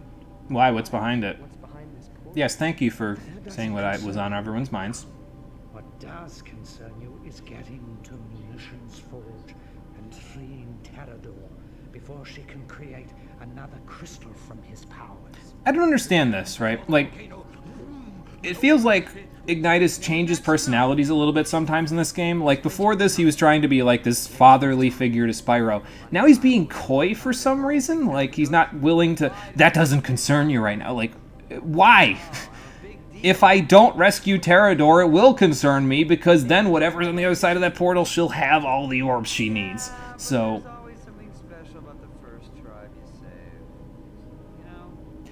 I feel like that line could be taken way out of context, and David Spade would not be liked for it at all, especially in the current culture of today. where saying something like that could genuinely be considered offensive. Oh, God. Yeah, oh, God, indeed. Really are in Vega and Fate Grand Order. This casino has deep-fried butter as a food item. Ugh. Stable volcano that makes life on the surface very dicey. Uh-huh. The locals who live underground have been forced to mine the metals that Cinder uses to forge her army's weapons. But what are the locals called? They're called man-whispers. Right. I need to write that down. No. Please don't. Is holding Terrador somewhere in the mines. We know she's using him to power the last of the crystals she needs to open the portal. Free him before she gets the chance. Easy. Boy, is it big. Boy, it's big. But no time for sightseeing, Sparks. Time to get serious. Let's go. Not again. Why do you even come along if you don't want to do this shit, then? Just stay at the fucking temple with the Elder Dragon. Oh, wait, that's why. Because he doesn't want to stay at the temple with the Elder Dragons. God damn it, Sparks. Like, you were just fine. You were just fine in the original game. And now this. Okay, so those guys interrupted all of my fun here, but here's one of the things that you can do with small enemies when you use the Ice Breath, is you can take their snowball corpses and throw them in lava. So I guess that's fun. I guess it's more I mean, you can do the exact same thing with the Electric Breath, with less steps involved, but I guess this is kind of a fun way of doing it. It doesn't work on medium and large enemies, it just slows them down and freezes them solid and all that, but...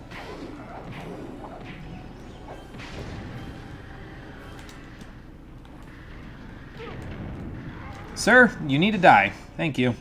You were dead. So. Maybe you can use Sparks as a meat shield. Oh wait, he's a fucking dragonfly or some shit. Probably won't work out very well. Yeah, not a whole lot of meat on those bones, despite him having arms the size of... forearms the size of trains there. Looks like Popeye the Sailor Dragonfly. That's what he looks like. Spyro, crimes against the living beings. I mean, yeah. In this case, it is. Now, I want to be clear, though, because this is actually... Oh, actually, hang on. We got 1 billion experience. Let's level up our ice shards. I want to be clear on something, because they actually make a really big deal out of this in the second game.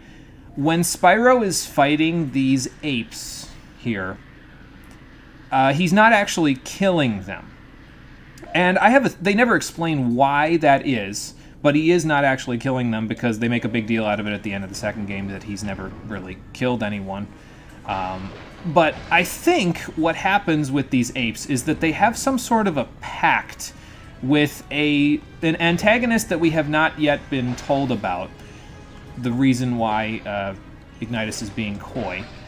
That is because he's not telling us about this antagonist. But I think they have some sort of pact with the antagonist of this... Well, one of the antagonists of this game, where they can freely respawn. They're effectively immortal.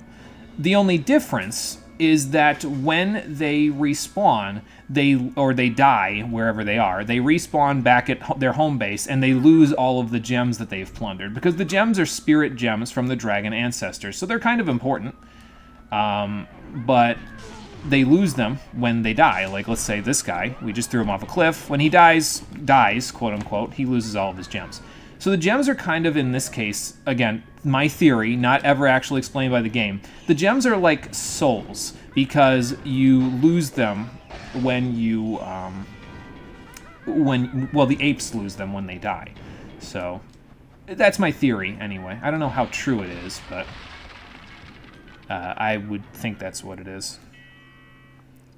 Either be bored at the temple with the Elder Dragons, or be in a life-or-death situation nearly constantly. Yeah, Sparks can't win. Not even going to run out of EXP by the end of the game, are you? No, I'm not. Every single breath and every single bomb requires the same amount of experience at level 1 and level 2 to finish up, so Earth Breath and Earth Bomb will take precisely nothing to get to level 2 when we get that far, so... Hey, buddy! Can we stop with that, please? The mountain is called Boys It Big. The tribe around it is called Man Wear Smalls. I get it, you guys ran out of ideas. I'd like to believe that. And who are you? I'm that I'm not much of a leader anymore. Why, what happened? Most of my people who aren't manning for Cinder are holed up in their caves, scared out of their little wits, waiting for Buzz's big to blur. And that sounds like it's going to happen pretty soon. Yeah. If you would help me free them, perhaps there's something I could do for you?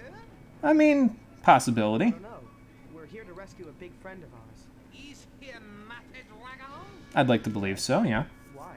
Because I know where he's been kept. Oh, cool. He mines near a large labor camp where my own brother, ex-Humor, toils away. We can help each other. Well, which way do we go? What should we do next? Oh, it's simple enough, but we've got to hurry. Boys It Big is getting more unstable by the minute. Yeah, and you guys need to get the heck out of here before it blows its top, so... Yeah. So automatically, just in the beginning of the level here, we have slave labor and a you scratch my back, I scratch your situation with the character that we just met. There's actual depth here. It's actually interesting right out of the gate because you have a time limit and you have slave labor that Cinder's forces are causing and you have to go rescue people. That's it. That's all you need. That's all you need for a little story within a level. You know, like that's what they did in the original. Again, I hate to make the comparison because we're not supposed to do that, but that's what they did in the original trilogy. They gave you the story at the beginning of the level, and then you did stuff in order to fix the problem of that level. So we're running in the same vein here, but up to this point in the game, it's felt like we've just been meandering in most cases, hoping that we eventually find the person that we're looking for. So it's a breath of fresh air, even though we're in a lava place and there is no fresh air here. It's a breath of fresh air to see that happening, so. But yeah, so we have to rescue the Mammoth Smalls along the way here. We don't have to escort them, thank God, but there will be several situations where you find them stuck like this and you just got to break them out of the crystal. And they will say thank you, and they will wave their little paw goodbye, and they'll burrow underground so that they don't get destroyed by the lava. Oh, that's fun. I think I just flung that guy into his friend, and his friend went flying because I flung him into him. So I guess that's something else you can do with the ice breath. I really would prefer just, you know, freezing them in ice crystals rather than turning them into snowballs, but these guys are small enemies. Again, the ice crystals really only work with medium and large enemies now. Speak of the devil, here he is. One of them, anyway. Former god of tall plains, urged to fly SWAT rising. Oh, I don't blame you there. Spyro, you hungry? Maybe that annoying dragonfly is nutritious or something. He looks like he has quite a bit of meat on his torso and arms. Maybe. I'm going to get hit by that dynamite, aren't I? Okay, I'm going to get hit by multiple things in here. I really probably should have my Fury. That would probably work pretty well in this room. What is that little... Okay, hold on. So say, what is that thing doing? It is not behaving the normal way that it's supposed to. I'm gonna die. Yep. So there's the stun locking, in effect. Here we go. Would have been nice if I didn't lose my Fury, then I could have used it right there. But as you can see, sometimes when you die, the enemies just kind of keep their HP exactly where it was before you died. So that's fun. It doesn't reset the encounter or do anything that you would normally expect a checkpoint to do.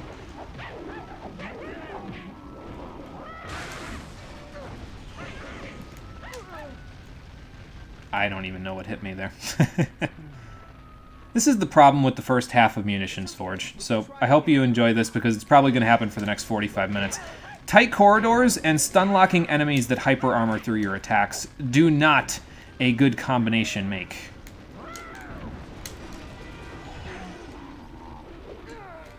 Sir, you need to stop blocking right this instant.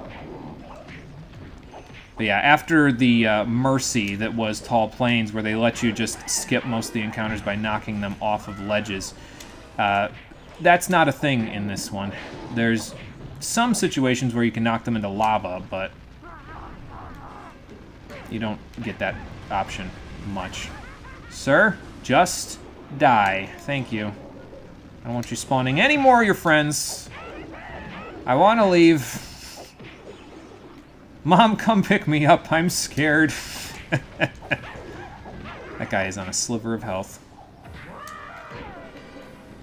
That guy just hyper armored directly through my attack. Why did I even do that attack if he's just going to hyper armor through it?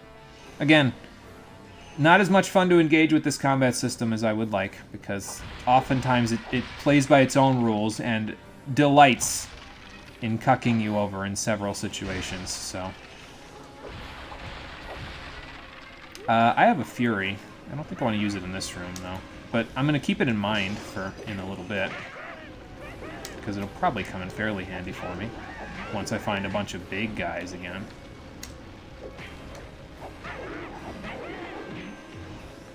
Hang on, we got a dude to save over here. There we go.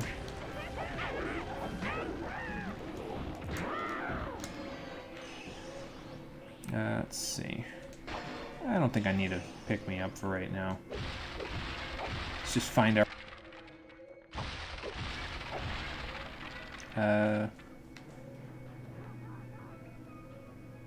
No, that's just a bunch of fire beetles. So you guys can stay. Again, that's the natural stuff that's supposed to be here. So I think we can leave them well enough alone. Oh no, fuck this room. No, fuck this room right now. Y'all can eat it. Oh good lord, 2 frames per second. Some of them are still alive. Get this man the hell out of here right now.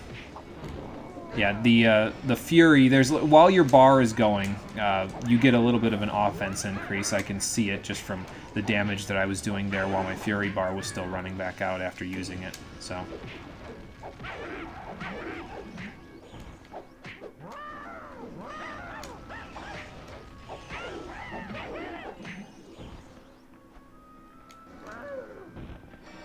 There we go. Man, the GBA version of of A New Beginning looks great. Oh, I encourage all of you to go and take a look at the actual GBA version of A New Beginning. There is, in fact, a GBA version. If you think this game is a partially playable tech demo, I hesitate to even say that the GBA version is shovelware, because usually even shovelware is partially play-tested. And, like, not just made in a month by one guy. Because that's what that seems like to me. Yeah, the GBA version of The New Beginning is... oh, I don't even want to think about it. Let's see. Oh, they nerfed the Fate and Kurthus? Really? Last I checked, 2 FPS is better than 1 FPS. I mean, I guess that's fair. People still playtest video games? It could have fooled me. Yeah, sometimes I wonder. Oh, I guess we rescued all of them. Cool. Sometimes, yeah, I know. It was nothing. Hey, no problem, pal. Well, you did your part. Now I will do mine. Also, wherever we're standing, I need to go back over there because it looks like there's still a crystal that I can smash, so. My brother, ex-humor, is working. Find him and let him know we're friends, and he'll tell you how to proceed. Okay, cool. How will we know? Ex-human. Yeah, all you smalls look the same to me. That's racist, Sparks. You can't say that. It's 2021. He's the most cantankerous, hard-nosed man we'll smell around. This guy just loves making an ass of himself, I swear. Don't get on his bad side. Okay, I'll keep that in mind. And for helping him rescue his friends, Moliere destroys... I had to think of his name for a second. Moliere destroys the barrier that was preventing you from continuing with the level. So that's cool. Yeah, we don't need to level up at all. Please don't press main menu by accident. I wouldn't want that. Why am I still pressing start? All I'm looking for is this. There we go. Excuse me. Sirs, I could be pushing you into that lava with the ice breath, but I really don't even feel like it anymore. Go on. Am I losing out on their gems if I push them into the lava? No, the gems come to me. Never mind.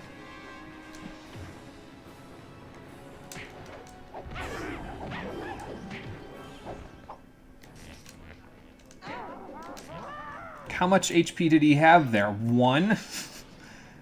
Like, what the fuck? I'm so confused. Oh, that doesn't give me any gems. That's not a crystal.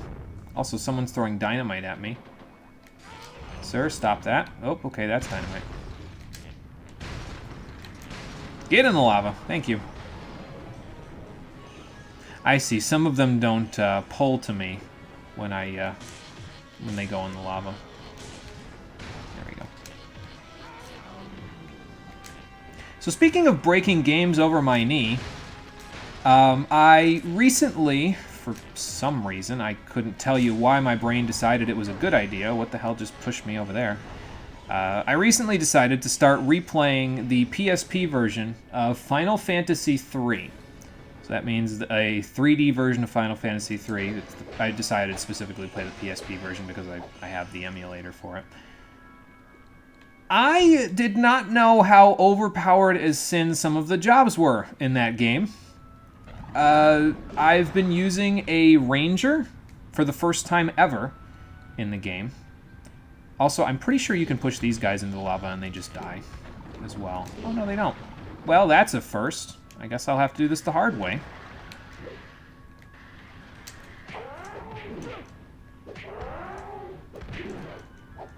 That's fine. But yeah, I've been using a ranger for the first time ever in this playthrough. Rangers are overpowered as sin in that game. Like, their barrage does so much damage when you properly level them up.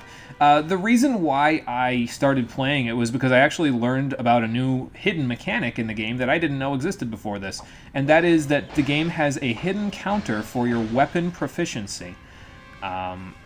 It doesn't keep track of it in such a way that you can actually, like, look at it, but every certain number of times you hit the attack command in battle. Did those guys just kill their friends by blowing them up? Well, I guess I can't put it past them at this point. Yeah, every certain number of times that you use the attack command in the game, or anything that resembles the attack command, like barrage or advance or anything like that, it keeps track of it with an invisible counter, and every certain number of times you use it, you gain 1 hit on your attacks.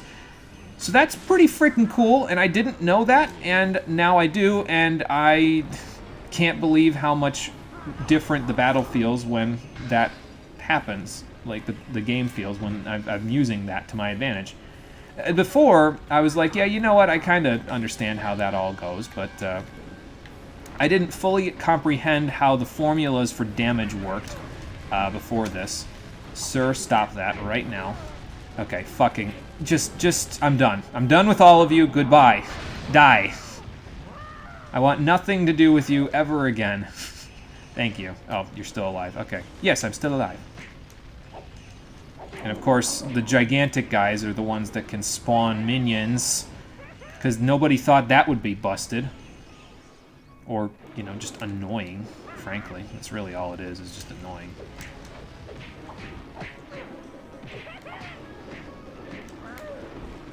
So yeah, you're lucky if you get off a 3-hit combo in this game without them hyper-armoring through it. So, have fun with that. That one guy over there has got to be, like, on 1 HP or something. Yeah, because I just heard him die in the background. So I like the story in Munitions Forge, because there actually is one.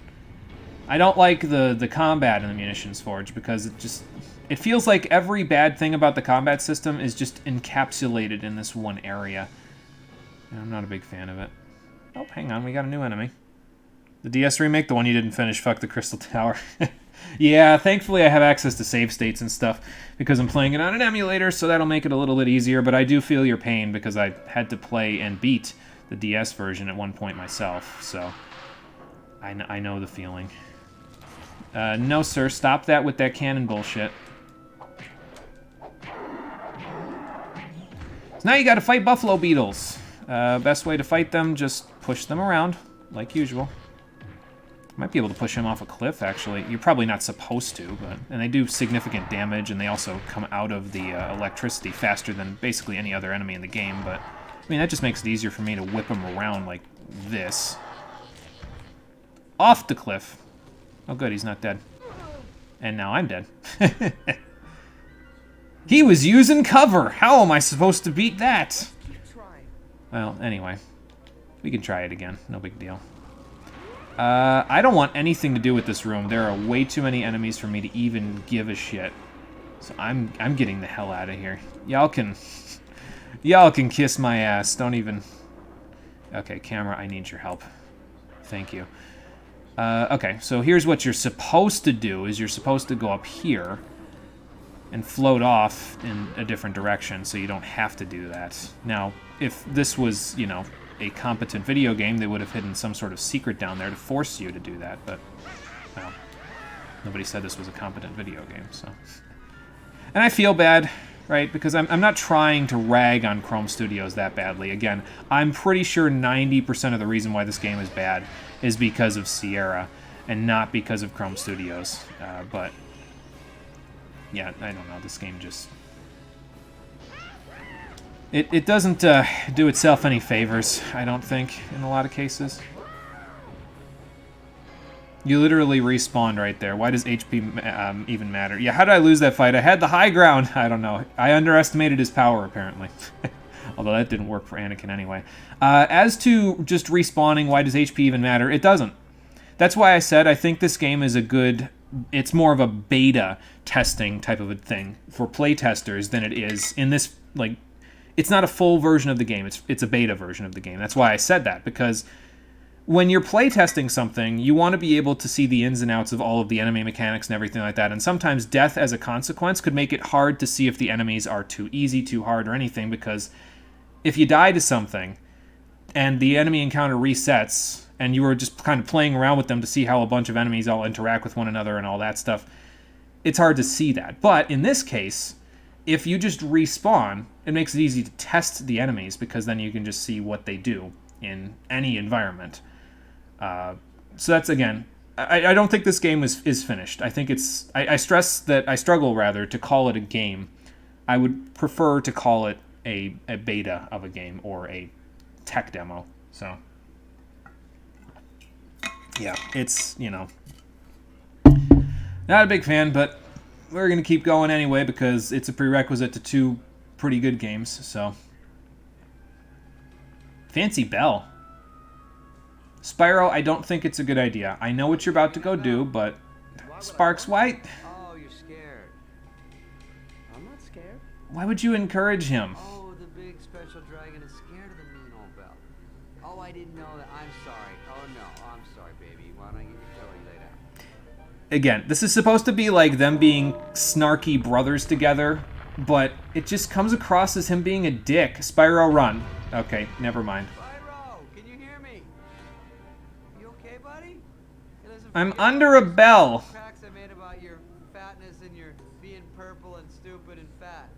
All right? You just can't stop yourself, can you? Spyro, don't be dead. You might want to move. And now I have a shotgun. I don't get it either. Maybe this was the magical rune that I was talking about in the last level, some sort of weird dragon ancestor bell that gave me the power of earth, or rather the power of shotgun. Oh, that's But funny. Yeah, now. yeah, it is. It's just a shotgun. Earth breath is just a shotgun. Let's upgrade it and then test it out, shall we? Gentlemen, I'll be right with you. Okay, so we have Earth Shot. Let's upgrade it and see how it does. Look out, he's got a gun! That's me right now. Oh, it's just a monkey. He's got a gun! Oh boy. Yeah, that comic is me right now, except the monkeys don't have the gun. I have the gun.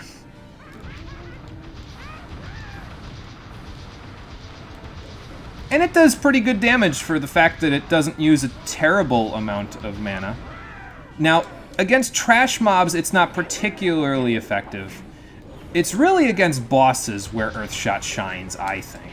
Oh, I gotta get out of here. Ow. Because I'm gonna get stun-locked otherwise. In this particular case, probably better to just use Fire Breath and, you know, look for a thing to restore my HP. You're telling me there are no gems in this entire room? Alright, fine. I'll get them the hard way. By flailing my body against an enemy, desperately trying to glide and do anything that would be productive in that combat situation and failing.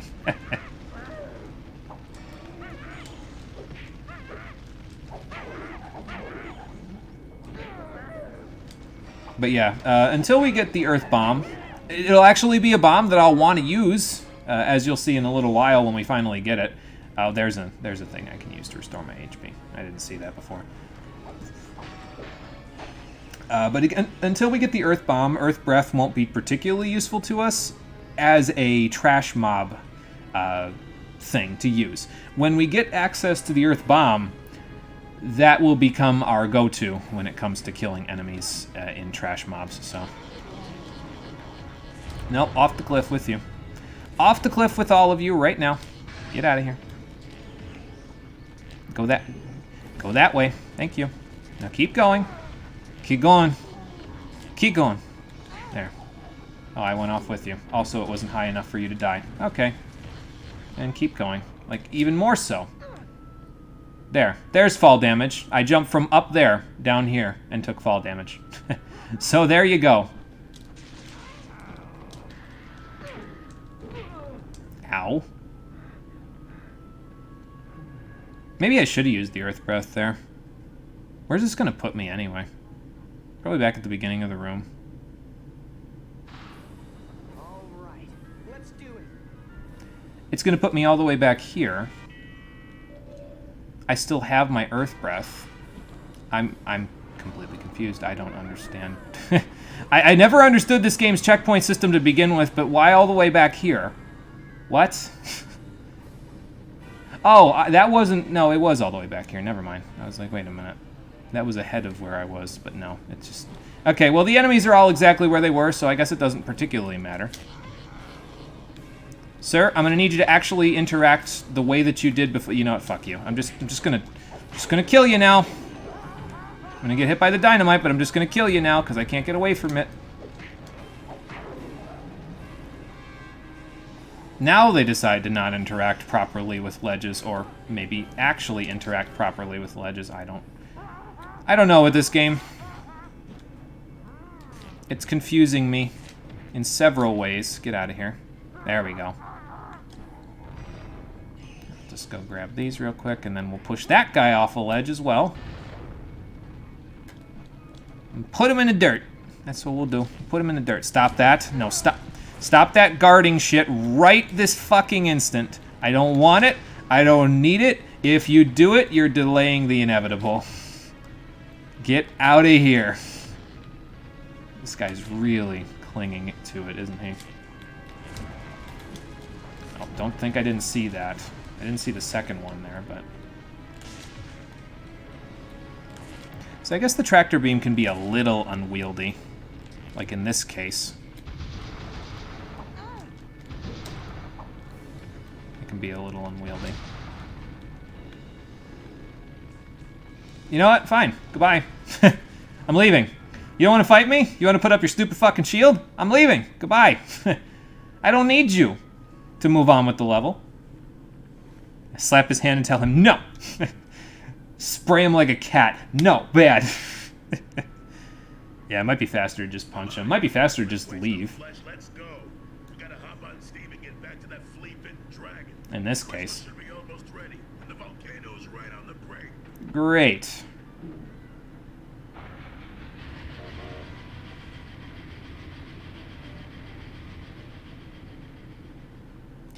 We should probably follow them. I don't know about catching them, but we should probably follow them at the very least. So now we gotta catch a train.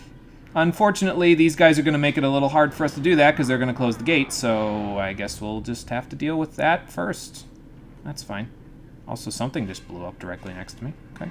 Well, fair enough. Oh, that's a lava gun. Hello. Also, that guy just died right next to me. I just watched a man commit suicide. What kind of fucked up kids game is this supposed to be? Okay, let's smack that thing. So that's the first light. You gotta light all three of them. We're gonna try to do that. Second one's up there. Third one's right down here. Let's go interact with this guy real quick. Ow.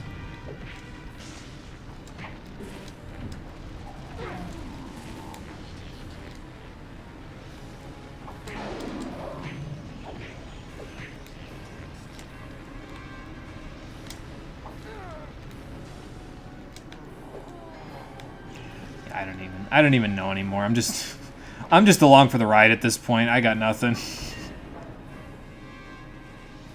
Yeah, this place's morale has to be like a little bit in the dirt because they're just killing themselves or each other.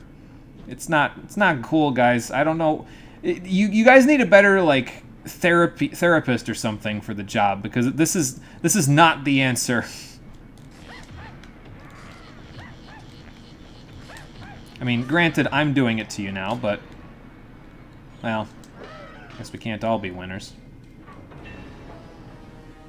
All right. And we've opened all three, well, we've hit all three switches and opened the gate. Perfect. Now we just got to catch a trolley, which apparently there is one right here, so that's good. No, I sure don't. It's actually not too hard to drive. It's, I believe there's a brake, and that's about it. And then, you can use your bomb to do this. So I believe this is the first order strategy for this part, is either ramming it or shooting fireballs at it. And you want to stay as close as you can because enemies like to drop off of the caboose and shoot dynamite at you. You basically have unlimited breath as long as you keep hitting the crystals because they will keep giving you mana back. So once the caboose breaks, different story, but well, we got to get there first. So this is a lovely on-rails section where you get to see approximately 50% of it, because the vast majority of it is unseeable because you're blowing things up directly in your face. So that's just my favorite kind of on-rails section. I probably also shouldn't be. Oh no, I'm still getting mana back. Never mind. I was gonna say I probably shouldn't be using my breath if I'm not gonna get any mana back, but I am getting some. So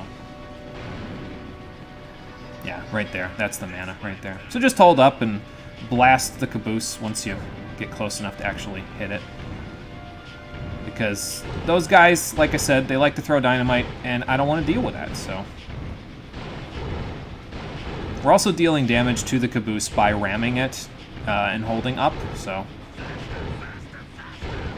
I suppose I should also mention that if you have photosensitivity, you may want to look away, but I think it's a little late for that at this point. If you have photosensitivity and you've been looking at this the whole time, I'm really sorry, because this is probably driving you crazy right now.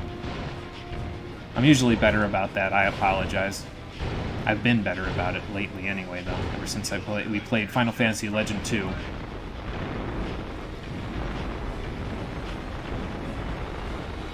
Oh, there goes the caboose, so no more breath. Let's just slide back here and let Steam go on his merry way. So we can ram into him. I don't know if he has any... Oh, okay, he's braking for me, so now the turns have tabled here. I have to go as fast as I can so he doesn't kill me. So hold down now instead of up. I suppose that's engaging. I'm just going to hold down because I don't know when we're going to re-engage on the tracks here, so... Spyro, you can fly. There you go, thank you. Finally, he figures it out, just in time for the cutscene. Am I going to have trouble with the trolley, eh? No, thankfully, no, I'm not. I'm glad you remembered that reference, though, Conker, because that's one of those references that some people may not necessarily remember from Spyro 2. But, yeah, I appreciate that reference. And now the level gets good. We're past the first half. The reason why it gets good? Because I can fling enemies off cliffs again. It was an interesting little set piece. Yeah, it broke up the gameplay a little bit to let us do something different, so I can appreciate it. It's not too bad. You just have to remember not to directly engage Steam with your breath when the caboose is gone, because then you don't have any more breath, basically, that you can use. So. And if you're not in the section that I was in when I broke the caboose, you could totally go around that entire loop again with no breath, and, you know, you could just completely get smushed by the enemies throwing dynamite at you and all that stuff, so that's no fun. Goodbye, Dreadwings.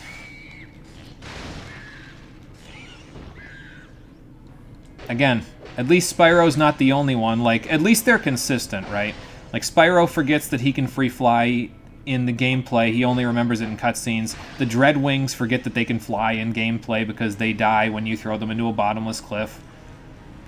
So, I suppose if it's anything, it's consistent. I don't like it, but...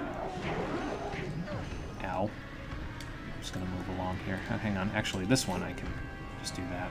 Hell, I can do that with all of them, frankly. I don't know why I'm not. But, oh.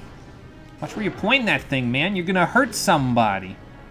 Namely yourself, because I'm gonna throw you off a ledge when you point that at me. Won't really affect me at all.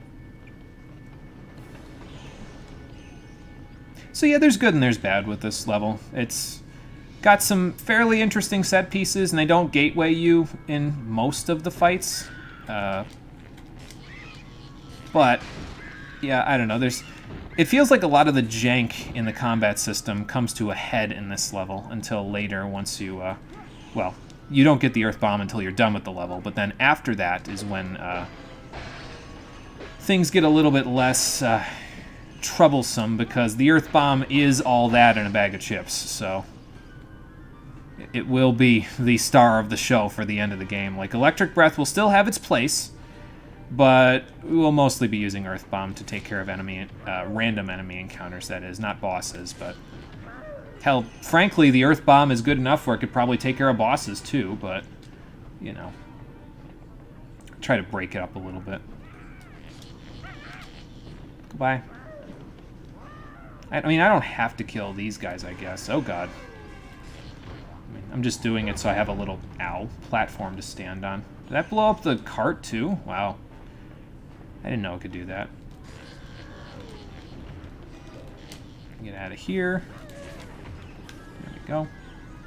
Yeah, that should get me back most of my health, anyway. Let's see. Jimmy, an inconsistency being consistent isn't high praise, I think. Yeah, I mean, you're correct. I would agree with that. I'm trying to find the positives where I can, I suppose. Oh, this isn't gonna work. Hang on. Okay, never mind. It worked okay. Oh, God. Get me out of here. Hey, fire beetles. Hello. Could actually kill the fire beetles, but we don't have to. They're just wildlife. We'll let them be. You didn't 102% the game for nothing. I mean, that's true, yeah. That's a good point. Yeah, thank you for actually remembering that. He is, and he's trying to keep everybody going underground, so, you know, Boys It Big doesn't kill anyone. I get that.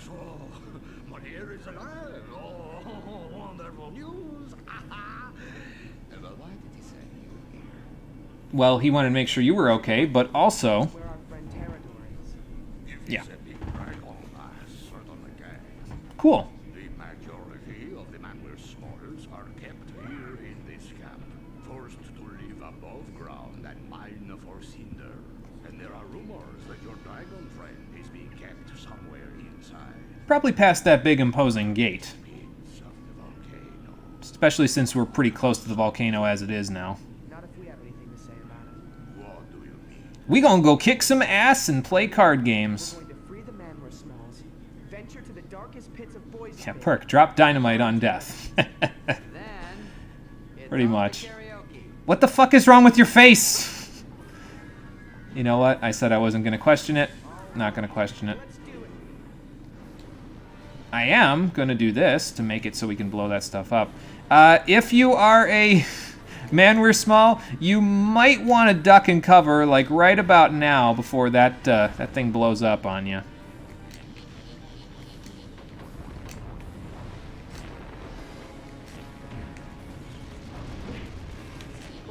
Sir, you need to... Okay. You need to leave. Thank you. I don't want you here. I don't need you here. And I will be better off without you here. There we go. I'm going to leave all the machinery intact, though, because, I mean, the Manware Smalls might be able to make use of it later. You know, when they actually go back to mining. You know, go in the... Okay, that's not lava. This is lava. There we go. Sir, you may laugh at me now, or maybe you're laughing at your friend's death, in which case, what the fuck is wrong with you? But I'm about to do the exact same thing to you that I did to him, so... if you ever get into the pit. There we go.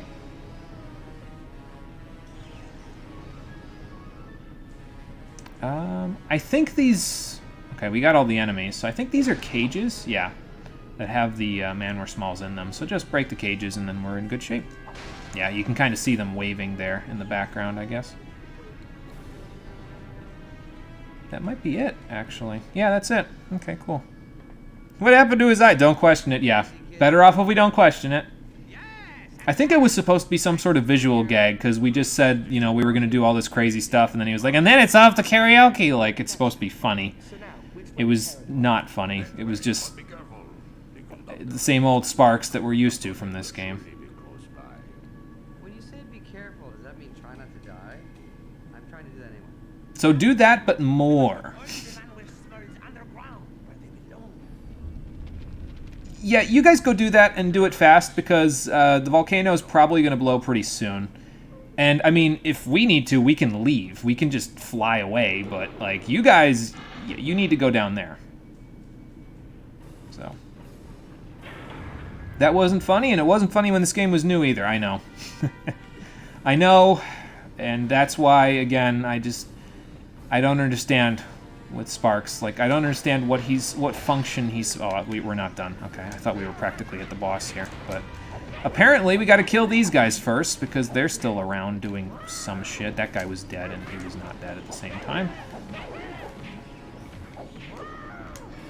There we go. But they did cut off our entrance route, so if there was anything that you didn't do earlier in the level... not that there's anything to do in any of these levels other than run forward and occasionally bash something. But, yeah, if there's anything you didn't do before, you can't go do it now. So if you missed any of the manware smalls, I don't know how the cutscene played to let you move forward without them, but you can't go rescue them now. Get out your Earth Breath, though, because if I recall correctly... oh, no, not yet. We got to go a little further before we get to the boss fight. This part, however, does allow me to... just do a little slipping and sliding with this buffalo beetle here. Goodbye. I mean, you could just walk past him. You don't even have to fight him, but, you know. Run forward and kill things. This is Final Fantasy 13. That's a low blow, but I'll let you have it. It's a low blow because I like Final Fantasy 13, specifically 13-1. So, but I'll let you have it. Yes. It's a linear video game, yes. Yes, but worse. Yeah, that's pretty much it, yeah. Okay, well, that was something. Hang on. Electric Breath of Go-Go. Hopefully I get here. Yep, I did. Good. Whenever you're ready to send him off the edge there, Tractor Beam, thank you. Just gonna keep going up here. This seems like the safest spot to be, so... oh, that's dynamite. Not safe anymore. Goodbye. I guess that was what you were supposed to do, so I guess if you fell off, you'd have to go all the way up and around there. And you could kill these fire beetles, and they probably attack you, but I don't see why I would want to, you know? I mean, they're just chilling. They're just hanging out in the volcano, you know, it's their ancestral home, so... ooh, this is another stealth area. I didn't know stealth was a vital part of Metal Gear Online, but now I know. Although if I drop down, I'm just going to take fall damage, so I'm just going to do this. And try to sneak my way in. Do.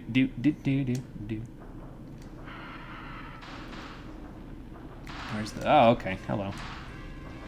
Maybe you light it at the middle? Yeah, you light it at the middle. Okay, that's fine. Oh, apparently that knocks them down too. That's fun. And also, yeah, there's your indication of the kind of damage that Earth Breath can do. Because, I mean, it didn't do much there, but when you're on top of them, well, it does pretty good damage. So, I'll take it. The unfortunate part, of course, is that you have to wait for them to get up before you can use it again. But when there's two of them like this, you can kind of, you know, just shuffle between them until they both die. Okay, until they both die. Making a tactical approach. There we go.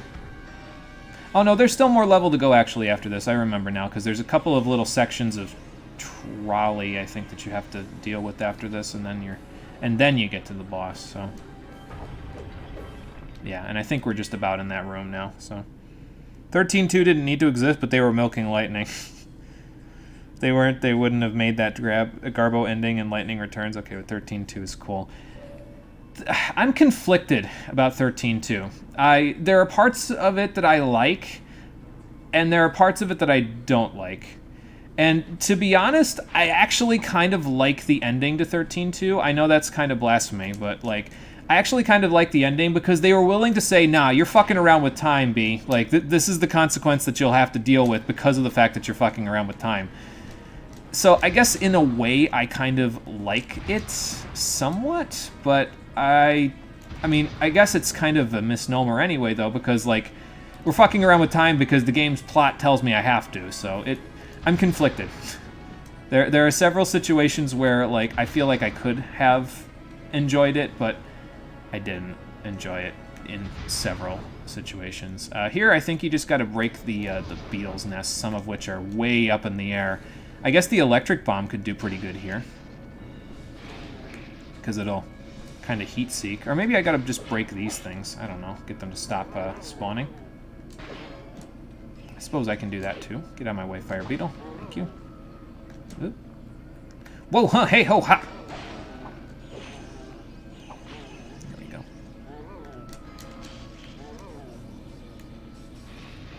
go. Maybe I could use the ice shards. They seem to bounce off of walls in here, so that's not too bad, I guess. This room is a mystery to me. That's what you need to know. I have an idea, though. And that was not it. That was the actual idea, was just bomb the sin out of this thing. Oh, it's dying. I think I can see the cracks in it. I don't know where that was supposed to be going. I keep thinking it's almost dead because I keep, like... The camera does this weird thing when you use Earth Breath where it kind of, like, pulls out for a split second, but...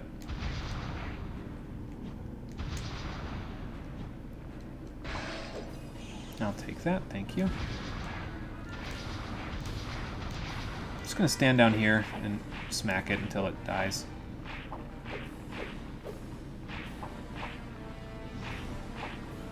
No, I don't know what's going on down there either, and I kind of don't want to know.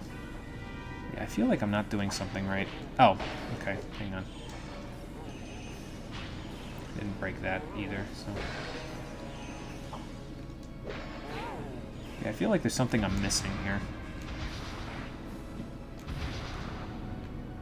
Like, maybe there's another piece of bug up there, like a bug spawner that I can't see because the game has inverted camera controls.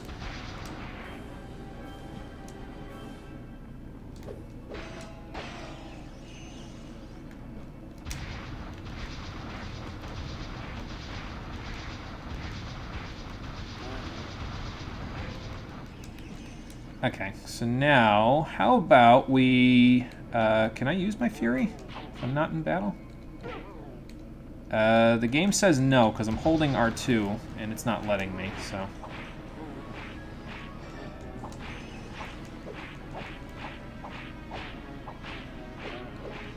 Just gonna keep beating this thing up until I eventually figure out what to do here, because it's not really giving me any indication.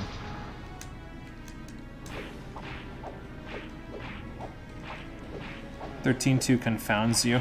Like, it's a cool premise, but exactly, you have to time travel, so what the fuck? It's like the game punishes you for fucking around with the time stream, but you had to progress the plot. It feels like malicious storytelling. Yeah, that's part of the conflict, honestly, for me. It's like, I don't know. And I kind of like the combat system a little bit, too. It feels like a natural extension of what the combat system from 13.1 was. But, yeah, I don't know. There's just something about it, just... It turns me off for some reason, and I'm not really sure what it is that turns me off to it, but it does. I have no idea what you're supposed to be doing here. I think you're supposed to break this thing, because, I mean, the door's not open, so... I would assume that's what you have to do, but I'm not 100% sure about that. I know it has nothing to do with the beetles themselves, so... And I would love to just look up, but the game will not let me. When I'm moving, that is.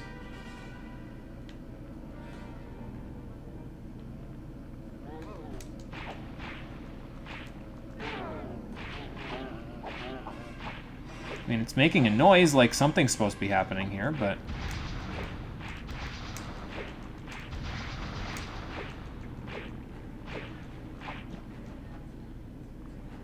If I could use my Fury, this would be over with, but you... Like, I mean, I'm holding R2. I have the Fury available. Oh, okay. Well, I guess that's a thing. I should probably light that on fire. Ow. I'm getting the hell out of here. So, apparently, you could just walk right through. You didn't have to do the last 5 minutes of punching that I did, so... Yeah, it just... Apparently, it just opens up when you walk to it. So that's fine. If they put you in a big room with a big heart-looking thing and a bunch of fire beetles and make you think you gotta do something. Apparently not. This is the room I was talking about. So here, you gotta climb up this spire, eventually get to that door, but you also want to rescue the man Smalls while you're on your way, so that's what we're gonna try to do. And we're gonna maliciously abuse the fact that I can push people off of cliffs into lava here, because of course we are... I don't know, at this point I just want to leave. I just want to get done with this area, get it over with, and get out of here. Okay, that's dynamite. Sir, stop that. Okay, that's also dynamite. Ow. I could use a little pick-me-up, I think. I should probably get it instead of running directly into trains. There we go. Well, hang on. Yeah, wait for that guy. Okay. Trying not to hit the dynamite pack right there. Wait for the train. There we go. And rescue the Smalls. I got you, buddy. But you might want to get underground before Boys It Big blows its top, because that would not be good. That's another one. There's quite a few over here, so we'll go get them all, because I'm not 100% sure if you can actually continue with the level if you don't get them all, so...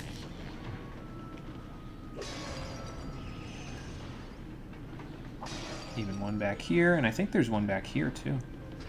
Yeah, at least one. Two, by the looks of it, from what I can see. Oh, that dynamite's gonna make a mess. Oh, it didn't. Okay. Well, goodbye. Look how he just stares at me like he's expecting a fight, and I just walk right past him. Like, I ain't fighting you. You think I got time for that? Ain't nobody got time for that. Every time I say the volcano's name, you hear boysenberry. I mean, that's not too far off, yeah. Push you that way, push you that way. Goodbye.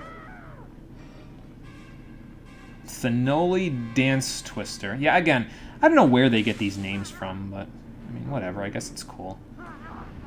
Seems strange, I suppose, for a bunch of random mooks that die faster than most regular Spyro mooks, and most regular Spyro mooks die pretty quick, so...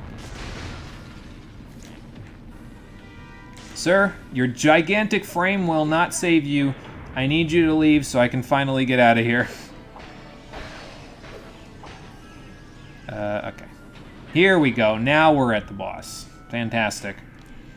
Well, that looks like another dragon, so... Big dragon being held prisoner in the center of an explosive volcano? I'm guessing that's Pterodon. I could do without your sass. Just asking a question. Get an argument from me, Chief. Oh, here we go again. Ah. So yes, the Steam guy that we were fighting in the sub-boss there with the trolley, he's back. You're a little late, fella. The crystal's already charged and the volcano's ready to blow. Yeah, everybody keeps saying that. I'm convinced this thing's never going to blow up. Take great pleasure in running you down. How are you going to do that if I'm over here? Like, all I got to do is not stand on the tracks there, sir, and then you can literally do nothing to me. Okay, but we got to fight Steam now. So, best way to fight him... You remember Batman Arkham Asylum? The final boss of that, where you have to... And several of the bosses in that game, if I recall correctly, where you have to make them run into a wall. That's this boss fight. You make him run into a wall. You dodge out of the way, and then he can't stop himself. You make him run into a wall, it exposes his underbelly, and you shotgun it to death. As you can see, it does significant damage. So yeah, Earth Breath, maybe not so good against regular mooks, but against bosses? Well, I just ripped off 60% of his health bar, so you tell me. I don't know why they thought this was a boss either, but it is, so. Oh, and don't stand near him after you damage him like that. Like, once he pulls the flap back down, get away from him, because sometimes he blows up a little bit when you do that, or flings fireballs at you. He's also got those side flames that I guess you have to be a little careful of as well, but... yeah, we got this. This ain't gonna be bad. Until you see this volcano blow up, and even then, you'll be skeptical. Yeah. Oh, he's coming back around again.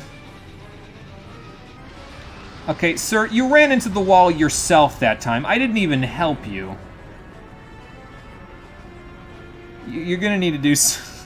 You're gonna need to do something better than that. Dodge. You casually just walked out of the way. Yes, I did. That's quote-unquote dodging in this boss fight. See, what he should be doing is when I'm walking to the side like that, he should be turning on the afterburners so that he could, like, you know, I don't know, blow me up, but apparently he doesn't really think that's such a good idea. Like right there, afterburners should be on, but they're not, so now he's doing it to himself again. You just gotta catch him right, basically, with the shotgun breath. If you, like, get directly underneath him when he's just about to hit the wall, that's the perfect time to shotgun him. Because, like, right here, see how much damage I did just there? You hit him right, and he just blows the hell up. That's great. It's exactly what I want, because I want to be out of here. Again, don't know why he's not afterburning right there, but now he's doing it. Well, then, come chase me, if you want me to get back here. I just love how occasionally it only does like 10% of his HP, and then occasionally it just erases his health bar. But like I said, it's a shotgun, so if you're not directly on top of him, hey, he finally did that thing I wanted him to do. If you're not directly on top of him, it doesn't do as much damage, but yeah. If you are, well, say goodbye to his health bar. Ow. This is just getting hectic for no reason, so I think I'm just going to try to get the hell out of here where I can.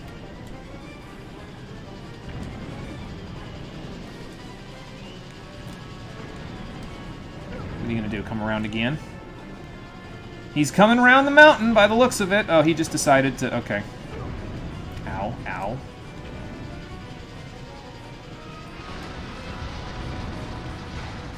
I was gonna say, please just die so I can go home.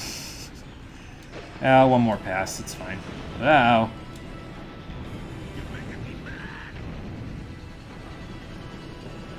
See, now he's moving quickly enough to where it's kind of hard sometimes to actually get him to turn around, you know? Get out of my way, crystals.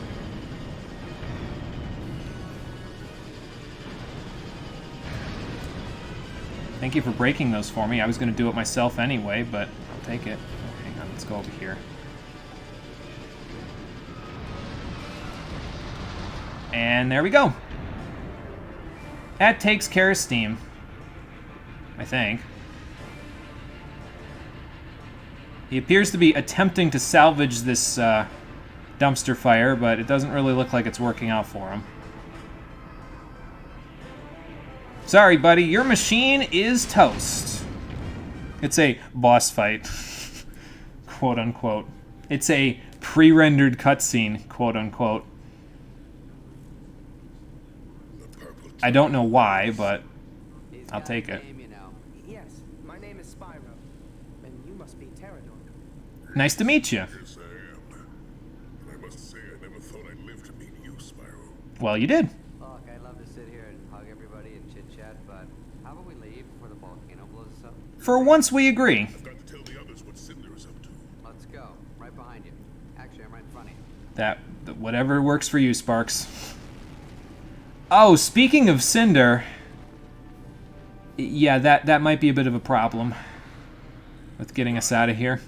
Look, when the guy says run, I think he knows something. He's got a point. Yeah, we should probably get out of here while he Okay, well, he's got the last crystal, so that's fun.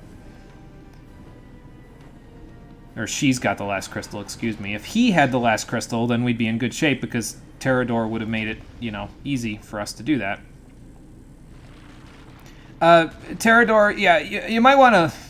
Go, Spyro! Fly like you've never flown before! I'll go back to the temple for help! Okay, fair enough. Let's stop staring at the giant black dragon and leave, please. Yeah, she really just kind of swatted him directly out of the sky, didn't she? I don't get it, but whatever. You'd think that them being elder dragons, it would make them a little bit more powerful, but apparently they're not powerful enough to deal with that. Alright, anyway. We got to do another flight level now to get away from Cinder. It's another on-rails section. There ain't a whole lot going on here. Just avoid the lava. Try to avoid the flames if you can. Try to avoid the enemies if you can. It's just a couple of minutes long, so just, you know. Keep using your speed when your mana bar comes back, because your speed up is adjusted according to your mana bar. So, wow. When it runs out, you can't use it anymore, so. I would love to move to the side, but the game has decided I'm going to move below this lava flow, but that's okay, I guess. She'll shoot whatever those are supposed to be, shadow fire bombs of some kind at you, but yeah, it's really not critical. We can dodge them fairly easily without really even trying. I mean, I can see why they didn't really do a whole lot of these flight levels, because it doesn't seem like they really know what to do with a lot of them, right? Like, I mean, they have cannons and stuff that you can shoot, but you're usually just better off just flying away from them. Can I fly this way? Yeah, I can. Okay, cool. And because of the fact that your speed when you're flying is directly adjusted based on your mana, you can't do that and firebomb at the same time, so it's kind of counterintuitive. Also, the game just went into like -3 FPS for a second there. Okay, going up here this time. That's fine. Don't got a whole lot of room to maneuver anymore. There we go. A little easier to maneuver now. I don't know how we're outrunning her. We almost aren't, but she's got bigger wings. You'd think she'd be faster just by virtue of that. Oh! Apparently the cavalry's arrived.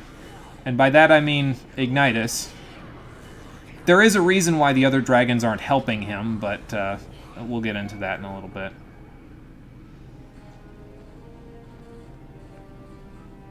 Spyro, I know you're looking for your father figure here, but We've got to find them. Help Ignitus. might be better to leave. Spyro, there's nothing we can do. They're not gone, but Ignitus wouldn't leave. Spyro, he's right. I'm right? Oh my god, that's a first. Yes. please don't make that a habit. Find them in this mess. And you're not ready to face Cinder yet. We still need to do Earth training. Will come, but it is not now. Alright, fair enough. I guess you're right. Let's go. We'll let Ignitus do the fighting for now, until we learn Earth training, and then we'll come back and well, we won't come back. They're going to be somewhere else by the time we get done with Earth training, but yeah, we'll worry about rescuing him later. It's fine. He'll be okay. He's an Elder Dragon. He'll be fine. I know all the other Elder Dragons got captured and used as a battery for an elemental power source that Cinder's using, but pay no attention to that. I think you can get hit there. Yeah, I never have, but I think you can if you run into the bombs. But So close. Just.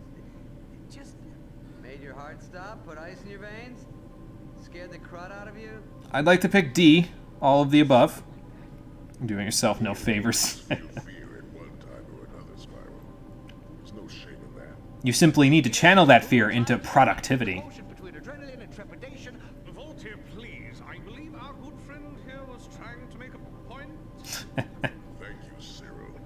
What I was going to say is that all warriors feel fear, Spyro, but only the most valiant among us can face that fear and master it. All right, well, What I saw of you on Munitions Forge, you are one such warrior.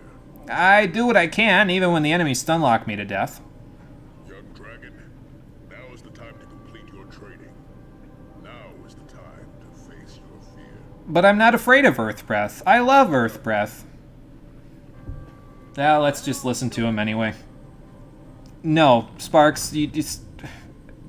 You know what, I'm not even going to engage him. It's not worth it. It's not worth the brain cells I'm losing by engaging him. Spyro, come here. And again, we've talked about some of the voice acting in this game being, you know, pretty high-profile voice actors. Terrador is voiced by Kevin Michael Richardson, who has voiced a whole bunch of roles where he sounds exactly like this. It's a very recognizable voice, and I mean, he does a good job, I think. He kind of acts like the secondary Ignitus, especially in the end game here, where, well, Ignitus isn't around to actually be the father figure, so... Yeah, the voice acting in this game really, again, I think all of them did a pretty solid job. I just think, again, that the voice direction sometimes takes a nosedive, especially with David Spade. But yeah, overall, the voice acting quality is pretty solid. It's probably the best part about this game. It's just, sometimes it's interrupted by a lack of voice direction, and again, probably part of that is because of the fact that, you know, they hired all these high-profile voice actors with some of their money, which may or may not have been not a lot of money that they used to develop this game, that they were given by Sierra. So if you're hiring high-profile voice actors, well, there goes half your budget. In this case, that might legitimately be true, actually, because I'm pretty sure Sierra only gave them, like, $1 million total to develop this game, which is not going to develop a video game, especially not when you pay for all these high-profile voice actors. Okay, so we got to do another chase sequence. Shotgun blast might not be so good in a chase sequence, but I'll do the best I can. It seems to have decent range, so... And, I mean, you have unlimited breath, so you might as well just do this, or you just kind of chase them and then blast them with them until you run out of... They run out of HP or you run out of breath, and since you never run out of breath, well... The cone on the breath is a little bit funky, though. It's, more narrow than I would like it to be, but again, considering how powerful Earth Breath is, that's kind of asking for that isn't really much. But now we get the Earth Bombs. What do Earth Bombs do? Well, so we have to stay in the elemental wall, so we can't actually use it for much of anything just yet. But Earth Bombs create a whirlwind that stays in place for a little while and flings enemies into the air. And if you know this game's combat, which at this point you probably know it decently well, you know how airborne combat is the MO of most of this game, then you'll know that this will be incredibly useful. Now, when you first get the power, it's not significantly useful because it only gives you, you know, maybe 3-4 seconds worth of time, but once you upgrade it to level 2, Wait, oh, Mav 1. it sticks on the battlefield for like 10 or 15 seconds, so it's pretty freaking powerful. Alright, now here we have to not only throw the Earth Bomb at the enemies, but we have to get to them while they're caught in the whirlwind and melee them at the same time. So we're going to try to approach, like before they start running away, we're going to try to approach like this maybe. I wonder if this counts as 2. No, it counts for that guy, maybe. Maybe not either, because he didn't die. Yeah, they only die when you do it correctly, or when it counts it, so... Now, if you already got them in the whirlwind and they get caught again, don't worry about it. It's not something you need to worry too much about. Okay, hold the phone.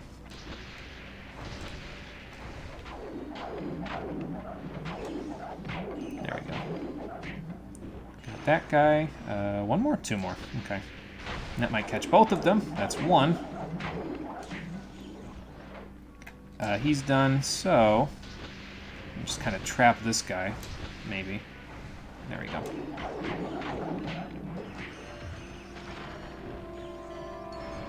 So they give you a good chunk of time to do that one. I don't know why the ice one was so, like, stingy on time. But anyway, that's it for the trainings. This is the last little bit. Once we're done with this, we get Earth Fury, and we are done training. Our training is complete. But yeah, so Earth Breath, very powerful, because it will just keep the enemies hanging in midair, stays on the battlefield for a while, completely disables them, because they're stuck hurtling through midair like that. It does this to every enemy in the game, by the way. Anything can be caught in your Earth Breath tornado. It doesn't matter if they're small, big, medium, anywhere in between. It catches them, and it interrupts their attacks. It prevents them from, it doesn't prevent them from dropping dynamite. Thankfully, the tornado doesn't blow the dynamite up at you. That would suck, but yeah, it is really, really strong. That's the point. It's incredibly strong to the point where it's almost overpowered. Not as powerful as Earth or Electric Breath when you have a cliff to abuse, but... And there's Earth Fury. Smushes them like pancakes. So that'll work. Good job. Now, the final confrontation awaits. I thought this was Earth Breath, not Wind. It's more like Nature Breath, really, I guess. Takes advantage of the world around you.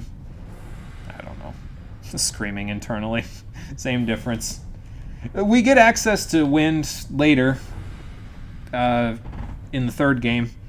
We also get access to Earth, and it's not Wind Breath in the second game and the third game, but we'll get there. We're not quite there yet. Let's finish this game first. We're almost there now. So, next week. Yes, pat on the back, good going, all that other rubbish, but we've got to get moving here. And by we, you mean me. Cyril is terribly obnoxious, but in this case, he happens to be right, Pterodon. Cyril is terribly obnoxious, and I apparently wouldn't have known that unless you told me. Crystal is powered. The portal will open, and we'll all be done for. So, in reality, Cinder only had 3 of the crystals. Ignitus's crystal was the last one she actually needed. And now that she's captured him, she can get the 4th crystal. So, really, we played right into her hands all along. So that's just fan-fucking-tastic. We have to go. Come on. I'd give anything to go with you, young warrior. But that crystal sapped the last of my will. Seems like an awfully convenient excuse, but okay. Yeah, so this is the reason why none of the other dragons could help out when Spyro was almost getting killed there by Cinder, because Volteer, Cyril, and Pterodor just don't have any fight left in them. The crystals sapped all of their energy, and they need to rest to get it back. Make even me want to face Cinder. Okay. Did I say that out loud? I don't even know anymore, David Spade. You said whatever you want out loud because they let you say whatever you want, and they said, yeah, that's good enough. This game feels like it's dragging now. Well, thankfully, it's almost over. The final level awaits us at Concurrent Skies. Once it loads. Cinder's lair is where hope goes to die, Spyro. Well, that's not ominous at all. Dark, foreboding place in which Cinder broods and skulks and plans her next assault. You must make your way to her fortress, where I'm sure Ignitus is being held. All right. So we got to get through the crystal fields in Concurrent Skies to get to Cinder's fortress. No problem. I'll just shut it for you. I have Ice Breath now. Wow. Well, I could probably see her a little better if she wasn't the exact same color as the clouds. That guy's laughing at me, and normally I don't let enemies do that, but I think I've had enough for today, so that's where we're going to call it a day. But will we be able to make our way through Concurrent Skies, confront Cinder at her fortress, rescue Ignitus, and prevent her from opening whatever portal she's been attempting to open since the beginning of the game? Find out on the finale of The Legend of Spyro: A New Beginning, the Stream Edition. Yes, the game is already going to be over on Saturday at 4:30 p.m. Eastern Daylight Time, where we will end this thing and then move on to the next game. So, thank you for watching, everybody. I appreciate you coming out to Twitch and YouTube to check out the stream. I'll see all of you on the next one, which, as I said, will be on Saturday at 4:30 p.m. Eastern Daylight Time. Until then, everybody, take care and have a good one. Stream should only be about 2 hours long today, so it shouldn't put us behind schedule at all, 2 hours and 40 minutes later. Yeah, maybe the trainings took a little longer than I would have thought they would. But it's fine. We'll complete this, no problem. It'll be fine. We got this. We'll do it on Saturday.